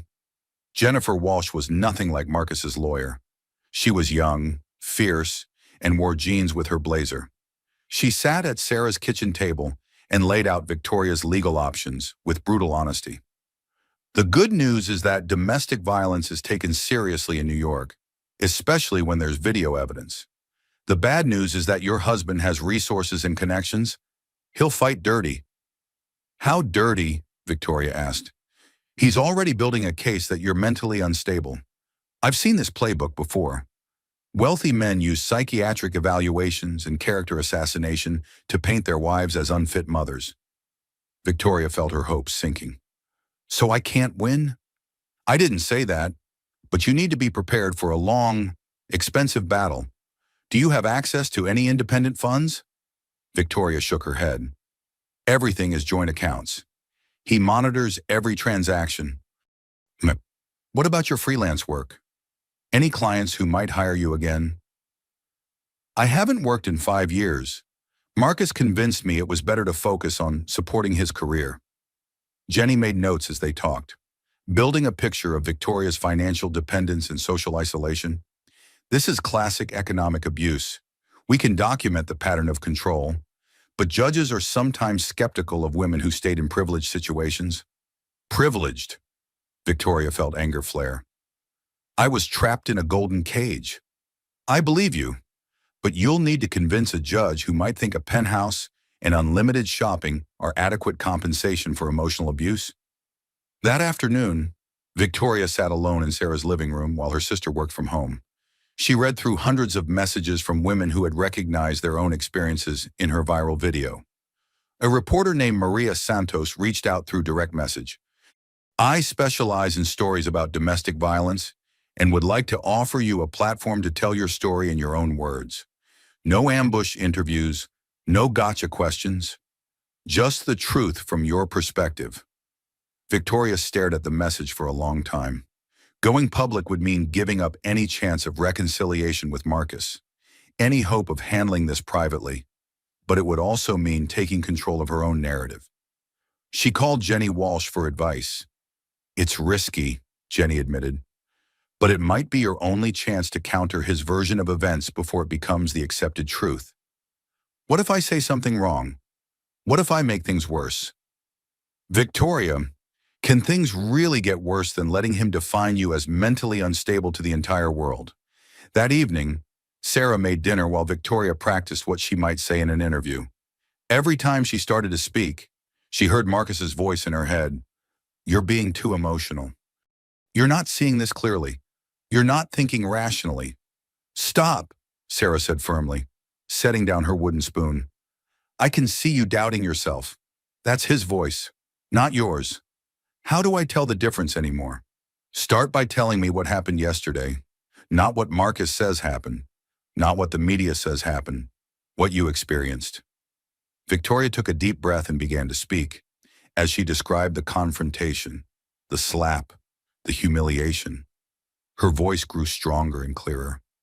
This was her truth, unfiltered by Marcus's interpretations or society's judgments. That's the voice, Sarah said when Victoria finished. That's the woman who needs to tell her story. Victoria looked at her reflection in Sarah's bathroom mirror that night and saw someone she hadn't seen in years herself, unedited and authentic. The woman looking back at her was bruised but not broken, frightened but not defeated. She picked up her phone and typed a response to Maria Santos. I'm ready to tell my story. The interview was scheduled for the next day. Victoria had less than 24 hours to find the courage to reclaim her narrative from the man who had spent 20 years convincing her that her voice didn't matter. As she fell asleep on Sarah's couch, Emma moving restlessly in her belly, Victoria realized that this wasn't just about her anymore. Women around the world were watching, learning, finding courage in her willingness to speak truth to power. She had accidentally become a symbol, and now she had to find the strength to live up to what she represented. The fight for her daughter and for her own identity was just beginning. The television studio lights felt warm on Victoria's face as she sat across from Maria Santos in what felt like the most important conversation of her life. The cameras rolled, but for the first time in days, Victoria wasn't afraid of being recorded. This time, she was choosing to tell her story. Victoria, thank you for agreeing to speak with us today. I know this hasn't been easy. Thank you for giving me this opportunity. Maria, for 20 years, other people have been speaking for me. Today, I want to speak for myself. Victoria's voice was steady, clear, and completely different from the hesitant woman who had stood outside Bergdorf Goodman 3 days earlier. She had spent the morning practicing with Sarah, finding the words to describe 20 years of subtle erosion that had culminated in one moment of public violence. Let's start with what happened on Monday. Can you walk us through the events leading up to the incident? Victoria took a deep breath and began. I had discovered that $20,000 was missing from our joint account, money I had saved from freelance work over months of late nights while carrying our daughter. When I asked Marcus about it, he told me not to question his financial decisions in public. This was money you had earned. Yes, but Marcus has always maintained that everything I earn belongs to the family, which in practice means it belongs to him. I haven't had independent access to money in years. Maria leaned forward slightly. Can you describe the pattern of financial control in your marriage? It started gradually. First, it was efficiency. Marcus was better with money, so he should handle our finances. Then it was protection. I didn't need to worry about bills or investments. Eventually, I realized I couldn't buy a cup of coffee without him knowing about it within the hour. Victoria described the monitoring, the questioning, the gradual elimination of her financial independence. She explained how Marcus had convinced her to stop working, to focus on supporting his career, to trust him to handle everything. When I tried to save money for Emma's nursery, I had to work freelance projects in secret. Even then, he found out and took control of those accounts too. Victoria, your husband's representatives have suggested that pregnancy hormones affected your judgment that day. How do you respond to that? For the first time since sitting down, Victoria felt anger flash across her face. The phrase pregnancy hormones has been Marcus's explanation for any opinion I've expressed in the last 9 months that differs from his. I'm not allowed to disagree, to question, or to advocate for myself without being dismissed as emotional or irrational. Is this pattern new to your pregnancy? No, it's just intensified. For 20 years, Marcus has had an explanation for why my feelings, thoughts, and preferences were wrong or misguided. I was too sensitive, too naive, too focused on small details instead of the big picture. Victoria's voice grew stronger as she continued. I stayed because I thought love meant sacrifice. I thought being a good wife meant making myself smaller so my husband could feel bigger. I didn't realize it had become self-erasure. Maria nodded. What was the moment you realized things had to change? When I heard Marcus and his team planning to use psychiatric evaluations to take Emma away from me, they weren't discussing my mental health care. They were strategizing about how to convince a judge that I was unfit to be a mother. Victoria described overhearing the conversation about pregnancy-induced psychosis, about building a case based on her erratic behavior, about using her flight to safety as evidence of her instability. They turned everything upside down. My husband hitting me became evidence of my hysteria. My questioning financial decisions became proof of my paranoia. My walking away to protect my daughter became a sign that I was a danger to her. How did that make you feel? Terrified, but also clear. For the first time in years, I could see the situation without Marcus's interpretation clouding my judgment. Victoria talked about the isolation, the way Marcus had gradually separated her from family and friends through scheduling conflicts and created obligations. She described the constant monitoring, the way every aspect of her life had been subject to his approval. People look at our lifestyle and think I was privileged. A penthouse, unlimited shopping, financial security. But privilege without autonomy is just a beautiful prison. Maria asked about the future. What do you want people to understand about your situation? I want other women to know that abuse doesn't always look like what you see in movies. It can be subtle, gradual, wrapped in concern and protection. It can come from someone who truly believes he loves you. Victoria paused, placing her hand on her belly where Emma was moving. I want my daughter to grow up knowing that women have voices worth hearing. That love doesn't require you to disappear. That being cared for and being controlled are not the same thing. What message do you have for women who might see themselves in your story? Victoria looked directly into the camera, speaking to the thousands of women who had reached out to her over the past few days. You're not crazy. You're not too sensitive. You're not imagining it. Trust your instincts. Document everything. And remember that leaving is not failing. It's protecting yourself and your children from learning that this is what love looks like. The interview lasted an hour, but it felt like minutes. When the cameras stopped rolling, Victoria felt drained but liberated. She had told her truth without Marcus's interpretation, without his lawyer's spin, without apology or qualification. Maria walked her out of the studio personally. Victoria, that was incredibly brave. Your story is going to help a lot of women. Northwood. But as Victoria left the building, her phone was already buzzing with Marcus's response. His PR team had released a statement questioning her mental stability. citing her recent erratic behavior and expressing concern for her well-being. The battle for public opinion was just beginning, but Victoria had fired the first honest shot. For better or worse, she had chosen to trust that the truth was worth fighting for. As she rode back to Sarah's apartment, Victoria realized that the woman who had sat in that interview chair was someone she barely recognized: strong, articulate, unafraid to take up space. It had taken 20 years and a public humiliation to find her voice. Now she had to learn how to keep using it.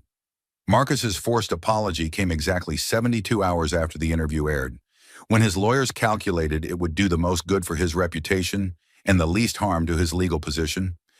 Victoria watched it from Sarah's couch, her hand resting on her belly as Emma kicked restlessly, as if sensing her mother's tension. The video was professionally produced, shot in Marcus's home office with careful lighting that made him look remorseful but not weak. He wore a navy sweater instead of his usual business attire, sitting behind his desk with family photos strategically positioned in the background.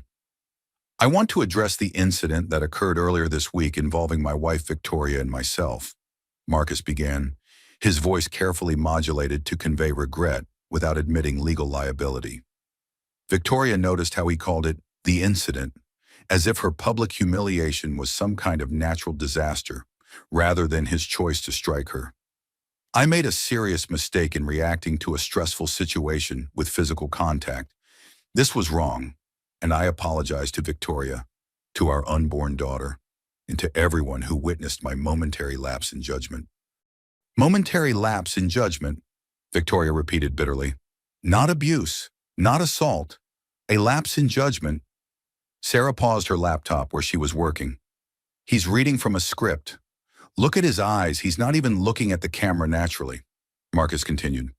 "Victoria is going through an incredibly difficult time with her pregnancy, and the stress of public attention has been overwhelming for our family. I should have been more patient and understanding of the emotional challenges she's facing." "There it is," Victoria said. "I'm the problem. I'm the one who's emotionally unstable. My wife is a wonderful woman and will be an excellent mother. We are working together to heal from this difficult period and focus on welcoming our daughter into a loving, stable home."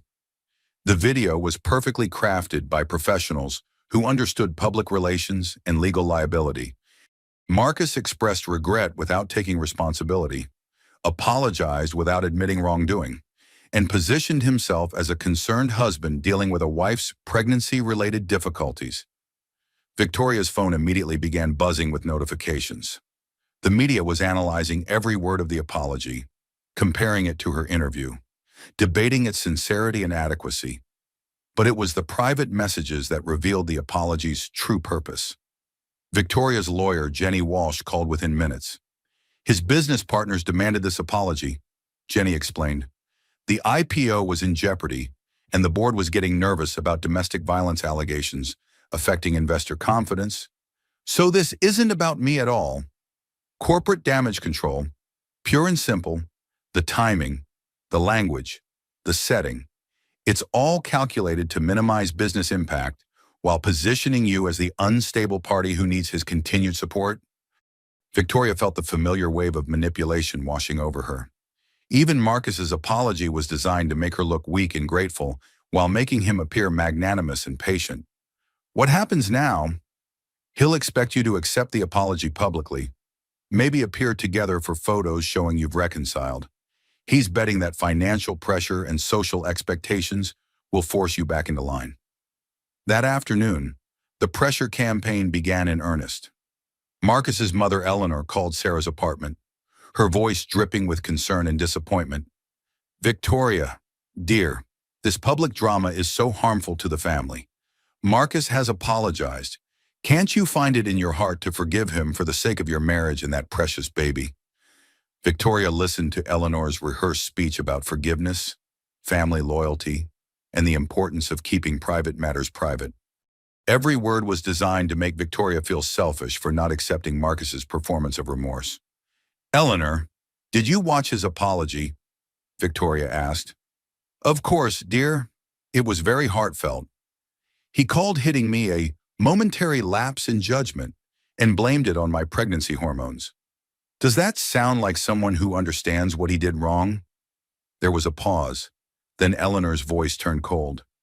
Victoria, you're being very difficult. Marcus is trying to heal this family, and you're being vindictive.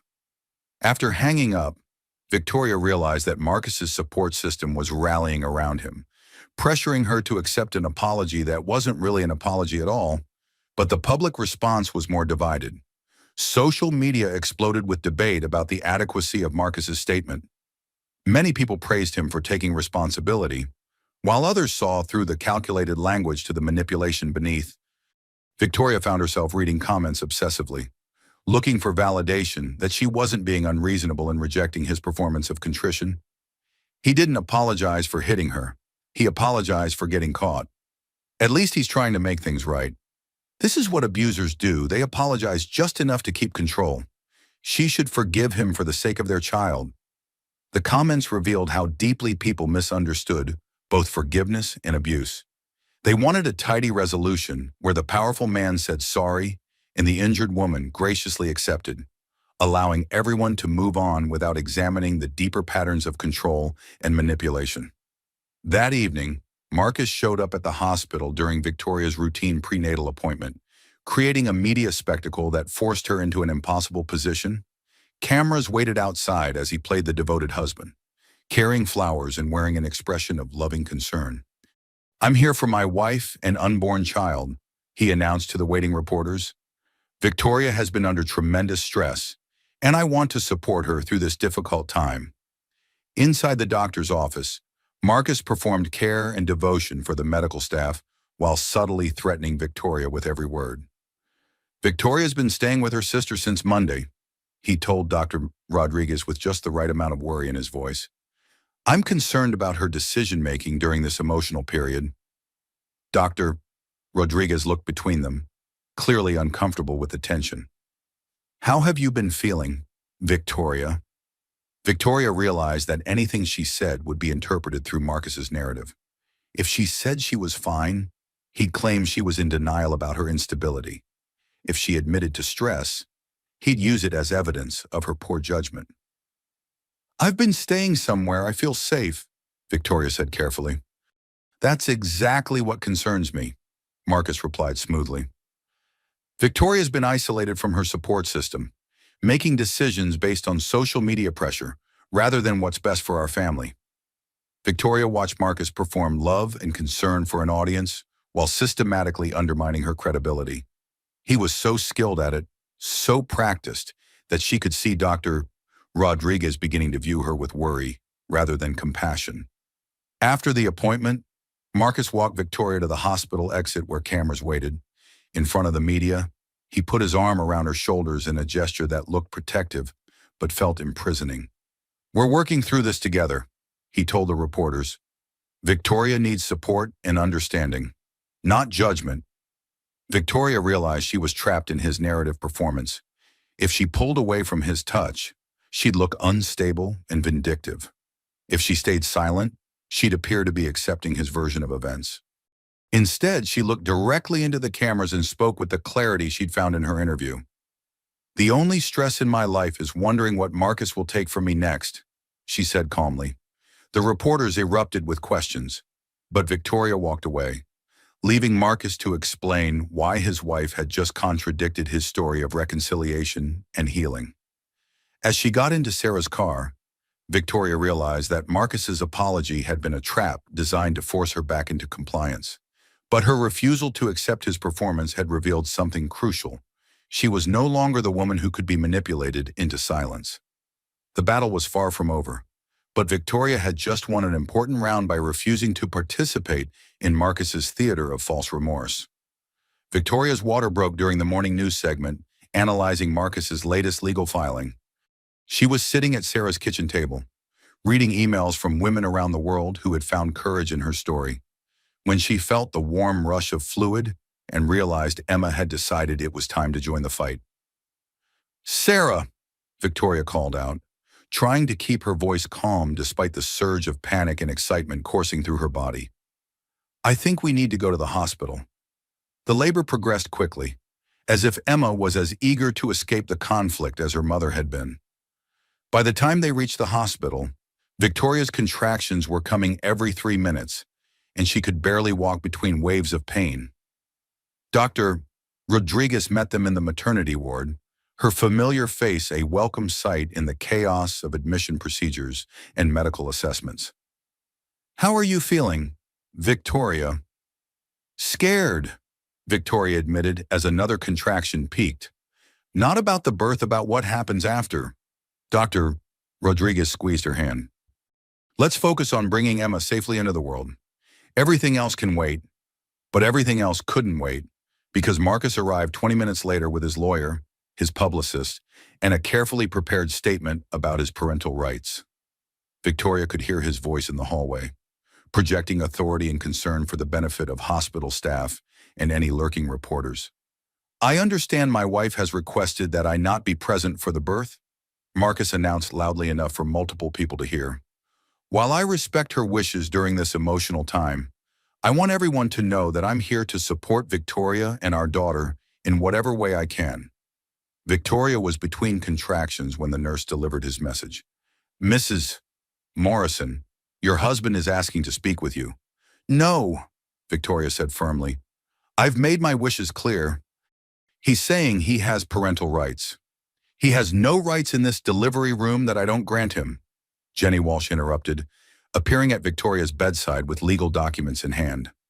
These papers establish Victoria's right to control who is present during her medical procedure. Victoria had never been so grateful to see her lawyer, who had anticipated Marcus's tactics and prepared accordingly. But Marcus wasn't finished. His voice carried down the hospital corridor as he spoke to reporters who had somehow gained access to the maternity floor. "I'm deeply concerned about the isolation my wife has experienced over the past week. She's been cut off from her family, surrounded by people who are encouraging her to view our marriage problems as more serious than they are." Even in active labor, Victoria could hear the manipulation in his words. He was painting her support system as the problem, positioning himself as the reasonable party being unfairly excluded from his daughter's birth. "Victoria's decision-making has been affected by the stress of this situation," Marcus continued. "I'm worried about her mental state and how it might impact her ability to care for our newborn daughter." Victoria's contraction peaked just as she heard those words, and she gripped Sarah's hand with enough force to leave marks. "He's building his case," she gasped between breaths. "Even now, he's building his case to take Emma." Sarah smoothed Victoria's hair back from her sweaty forehead. "Let him talk to the reporters. Honey, you focus on bringing our girl into the world safely." But the psychological warfare continued throughout Victoria's labor. Marcus held court in the waiting area, granting interviews to reporters who portrayed him as a concerned father being kept from his daughter's birth by his wife's supporters. "I love Victoria deeply," he told the cameras. "This separation isn't what either of us wants.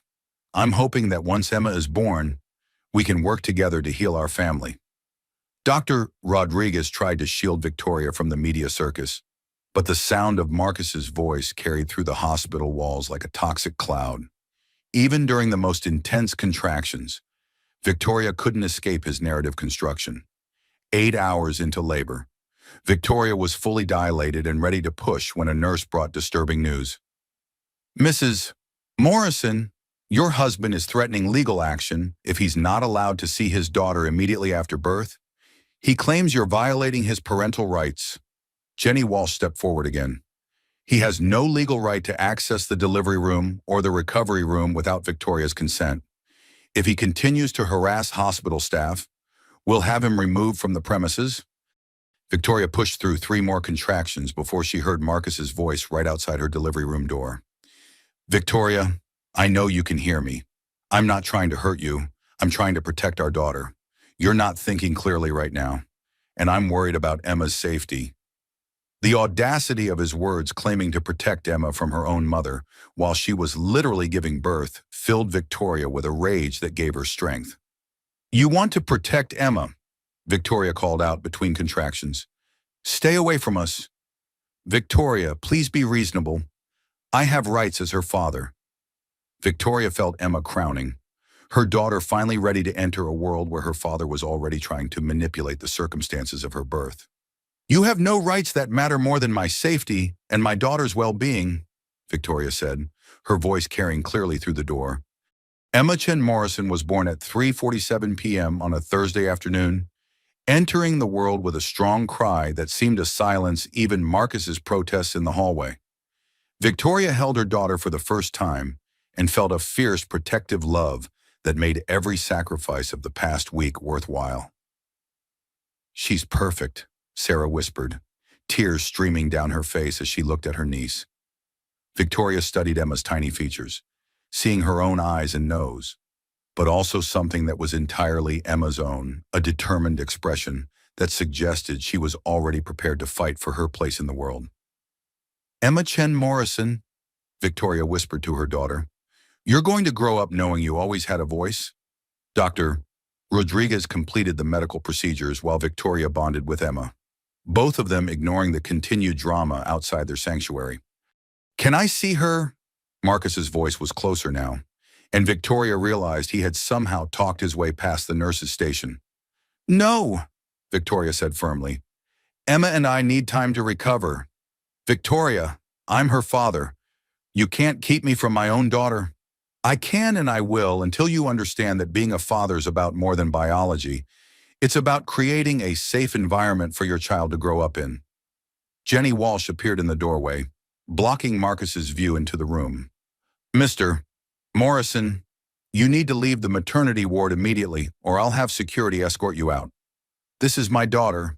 This is Victoria's recovery time, and she has the legal right to control access.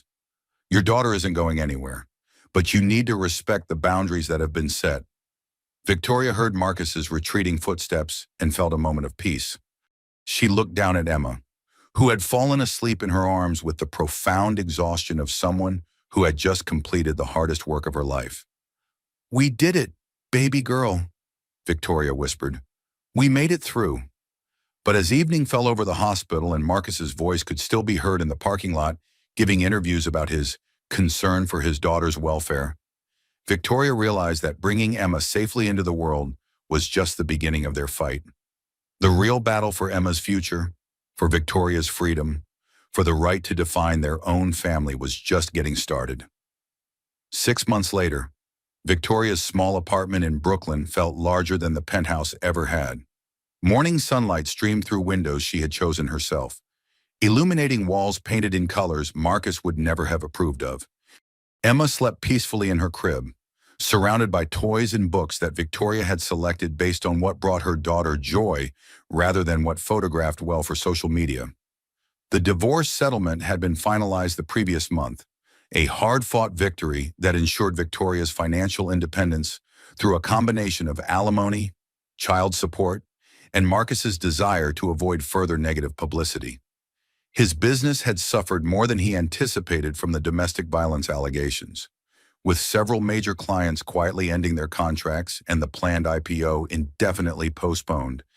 Victoria sat at her small kitchen table, working on a logo design for a women's shelter in Queens. Her graphic design career was rebuilding slowly but steadily, with clients who valued her work and respected her story. She specialized now in projects for organizations that supported women and families, finding purpose in using her skills to help others find their voices. Emma stirred in her crib, making the soft sounds that meant she was waking up happy. At 6 months old, she was a remarkably content baby, as if she thrived in the honest, peaceful environment Victoria had created for them. "Good morning, beautiful girl," Victoria said, lifting Emma from her crib and settling into the rocking chair Sarah had given them as a welcome home gift. As Emma nursed, Victoria scrolled through the messages that continued to arrive from women around the world. Her story had sparked conversations about financial abuse, psychological manipulation, and the courage required to leave situations that looked privileged from the outside. A message from Jennifer Martinez, the woman who had first encouraged Victoria to trust her instincts, made her smile. "My daughter starts kindergarten next week. She's confident, outspoken, and completely sure of her own worth. That's what leaving gave her, a mother who knows her own value. Thank you for showing me that it was possible." Victoria had accidentally become an advocate, receiving invitations to speak at conferences and contribute to articles about domestic violence awareness. She accepted selectively, always mindful that her primary responsibility was to Emma and to building their new life. Marcus had visitation rights every other weekend, supervised visits that took place at a family center where trained professionals ensured Emma's safety. He performed fatherhood during these visits with the same calculated precision he brought to business meetings. But Victoria could see that he was struggling to connect with a daughter who didn't respond to his controlling approach. Babies don't appreciate performance, Victoria had told Jenny Walsh after one particularly tense exchange about Marcus's complaints regarding Emma's crying during his visits. They need authenticity, and that's something Marcus has never learned to provide. The ripple effects of Victoria's story continued to spread in ways she hadn't anticipated. 3 women from her former social circle had quietly left their own controlling marriages, citing Victoria's courage as inspiration. A domestic violence organization had received its largest donation ever from anonymous donors who were moved by her interview.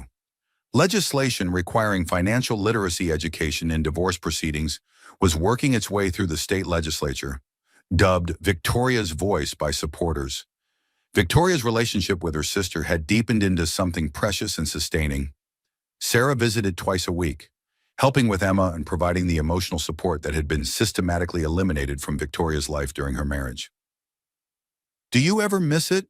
Sarah asked one afternoon as they watched Emma play with blocks on the living room floor. The financial security, the lifestyle. Victoria considered the question honestly. "I miss not worrying about money.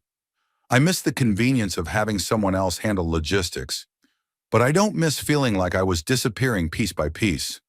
And you don't miss Marcus. I miss the man I thought he was when we got married. But that person might never have existed outside my imagination." Emma chose that moment to pull herself up to standing, holding onto the coffee table with a look of determined concentration that made both women laugh. "She's going to be walking soon," Sarah observed. "Everything early, just like her dramatic entrance into the world," Victoria replied, scooping Emma up and spinning her gently through the air.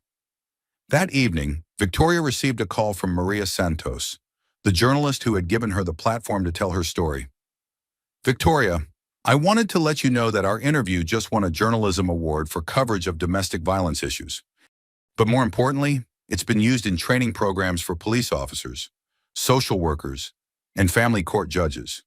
Your willingness to speak openly is changing how professionals respond to abuse cases." Victoria felt the weight and privilege of having her pain serve a larger purpose. "I'm glad something positive came from the worst period of my life. How are you doing now?" Victoria looked around her small apartment, at Emma playing contentedly on the floor, at the artwork on her easel, at the life she had built from the ashes of her marriage. "I'm learning who I am when I'm not performing someone else's version of myself. It's terrifying and exhilarating at the same time." As she prepared Emma for bed that night, Victoria reflected on the journey that had brought them to this moment. The viral video that had once filled her with shame now felt like the catalyst for the most important transformation of her life. She read Emma a bedbook about a brave princess who saved herself, watching her daughter's eyes grow heavy with sleep.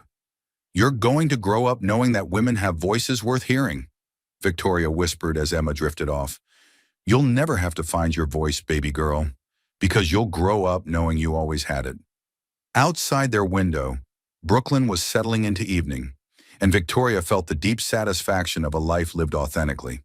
She had lost a marriage, a lifestyle, and a social position, but she had gained something infinitely more valuable, the knowledge that she could trust herself, protect her daughter, and build a future based on truth rather than performance. The woman who had stood outside Bergdorf Goodman 6 months earlier, afraid to question her husband's financial decisions, felt like someone from another lifetime. In her place was a mother, an advocate, and a survivor who had learned that the most radical act she could perform was simply being herself. Victoria stood before her bathroom mirror on a crisp April morning, 9 months after the slap that changed everything. The ritual was the same as it had been during her marriage morning light: careful assessment, preparation for the day ahead, but everything else had transformed so completely that she barely recognized the woman looking back at her, Gone was the carefully constructed facade that Marcus had required. Her hair was shorter, cut in a style she had chosen herself. Her clothes were comfortable rather than photograph-ready. Most importantly, her eyes held something that had been missing for 20 years, the spark of someone who knew her own worth.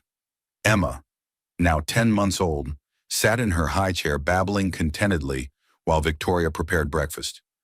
Her daughter's first clear word had been, "Mama," spoken with such conviction that Victoria had cried with joy.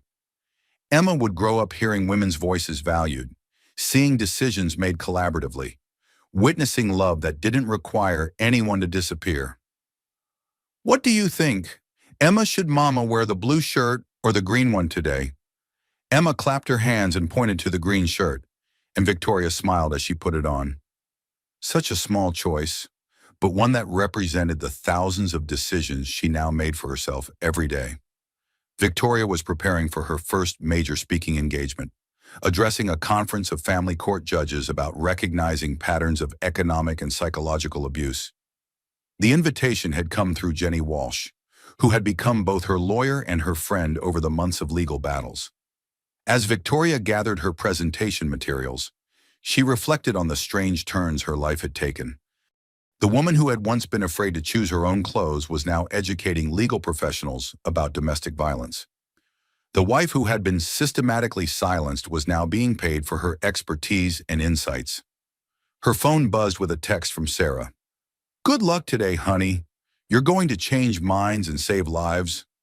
Another message from Dr. Rodriguez. "Proud of how far you've come. Emma is lucky to have such a strong mother." And surprisingly, one from Maria, her former housekeeper. "Señora Victoria, I saw your interview on television. You are muy valiente. Many women in my community are talking about your story." Victoria realized that her decision to speak publicly had created ripples she was still discovering. Women from all backgrounds and circumstances were finding pieces of their own experiences in her story, learning to recognize control disguised as care, manipulation presented as love. The most difficult message had come the day before, from Marcus himself. "Victoria, I've been doing some thinking about our situation. Perhaps we could discuss reconciliation for Emma's sake. I've learned from my mistakes." Victoria had read the message 3 times before responding. "Marcus, the best thing you can do for Emma is to become the kind of man she can be proud to call her father. That work has to happen independently of our relationship." His response had been swift and revealing. "You're making a mistake, Victoria. You'll never find anyone who can provide for you the way I can." The exchange had crystallized something important for Victoria. Marcus still believed that love was transactional, that security and care could be purchased with financial provision. He had learned nothing from their separation, unchanged by the public scrutiny or the loss of his marriage. But Victoria had learned everything. She had discovered that she could provide for herself and her daughter, that security built on authenticity was stronger than luxury built on control, that Emma was safer in a small apartment with a mother who knew her own worth than in a penthouse with parents modeling dysfunction. As Victoria prepared to leave for her speaking engagement, she performed one final ritual. She walked to Emma's bedroom and looked at the wall where she had hung photos of strong women throughout history, activists, artists, leaders who had used their voices to change the world. "Look, Emma," Victoria said, pointing to the photos, "these are your ancestors in spirit, women who refused to be silenced, who fought for the right to exist authentically." Emma reached toward the photos, her small hand grasping at the images of women who had blazed trails for daughters they would never meet. Victoria's phone rang as they prepared to leave. It was a reporter asking for comment on Marcus's latest business venture, which had failed to secure funding amid ongoing concerns about his character and judgment. "I don't comment on my ex-husband's business affairs," Victoria said politely. "I'm focused on my daughter, my work, and my advocacy for other women." The reporter pressed for more details, but Victoria had learned the power of setting boundaries. She ended the call and turned her attention back to Emma, who was more interested in the colorful toys scattered around their living room than in the media drama that still occasionally swirled around their family. At the conference, Victoria stood before 200 family court judges and spoke with the authority of someone who had lived the experience she was describing. She explained how financial abuse worked, how psychological manipulation was disguised as care, how victims were often blamed for staying in situations that looked privileged from the outside.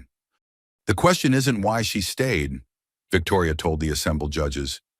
The question is how he convinced her that leaving was impossible, that her perceptions were wrong, that her survival depended on his approval.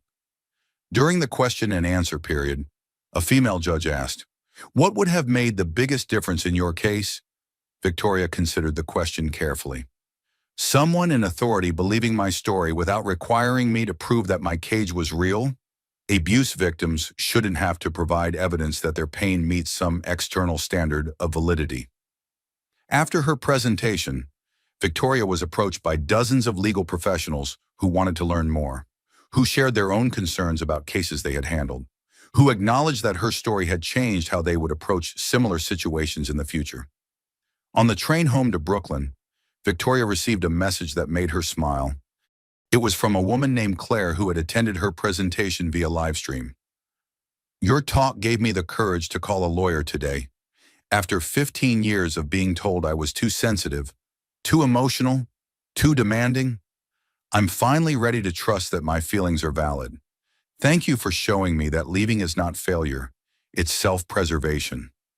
Victoria realized that her greatest victory wasn't the financial settlement or the custody agreement or even the public vindication of her story. It was the growing number of women who were finding their own voices through her willingness to use hers. That evening, as she gave Emma her bath and prepared her for bed, Victoria reflected on the journey that had brought them to this place. The viral video that had once humiliated her had become the catalyst for a life she couldn't have imagined while married to Marcus. "Emma," Victoria said as she rocked her daughter to sleep, "I used to think love meant making yourself smaller so someone else could feel bigger. Now I know love means growing together, supporting each other's authentic selves, celebrating rather than controlling each other's strength." Emma fell asleep to the sound of her mother's confident voice, the same voice that would teach her about boundaries, respect, and the difference between love and possession. As Victoria closed the children's book, they had been reading a story about a brave princess who saved herself.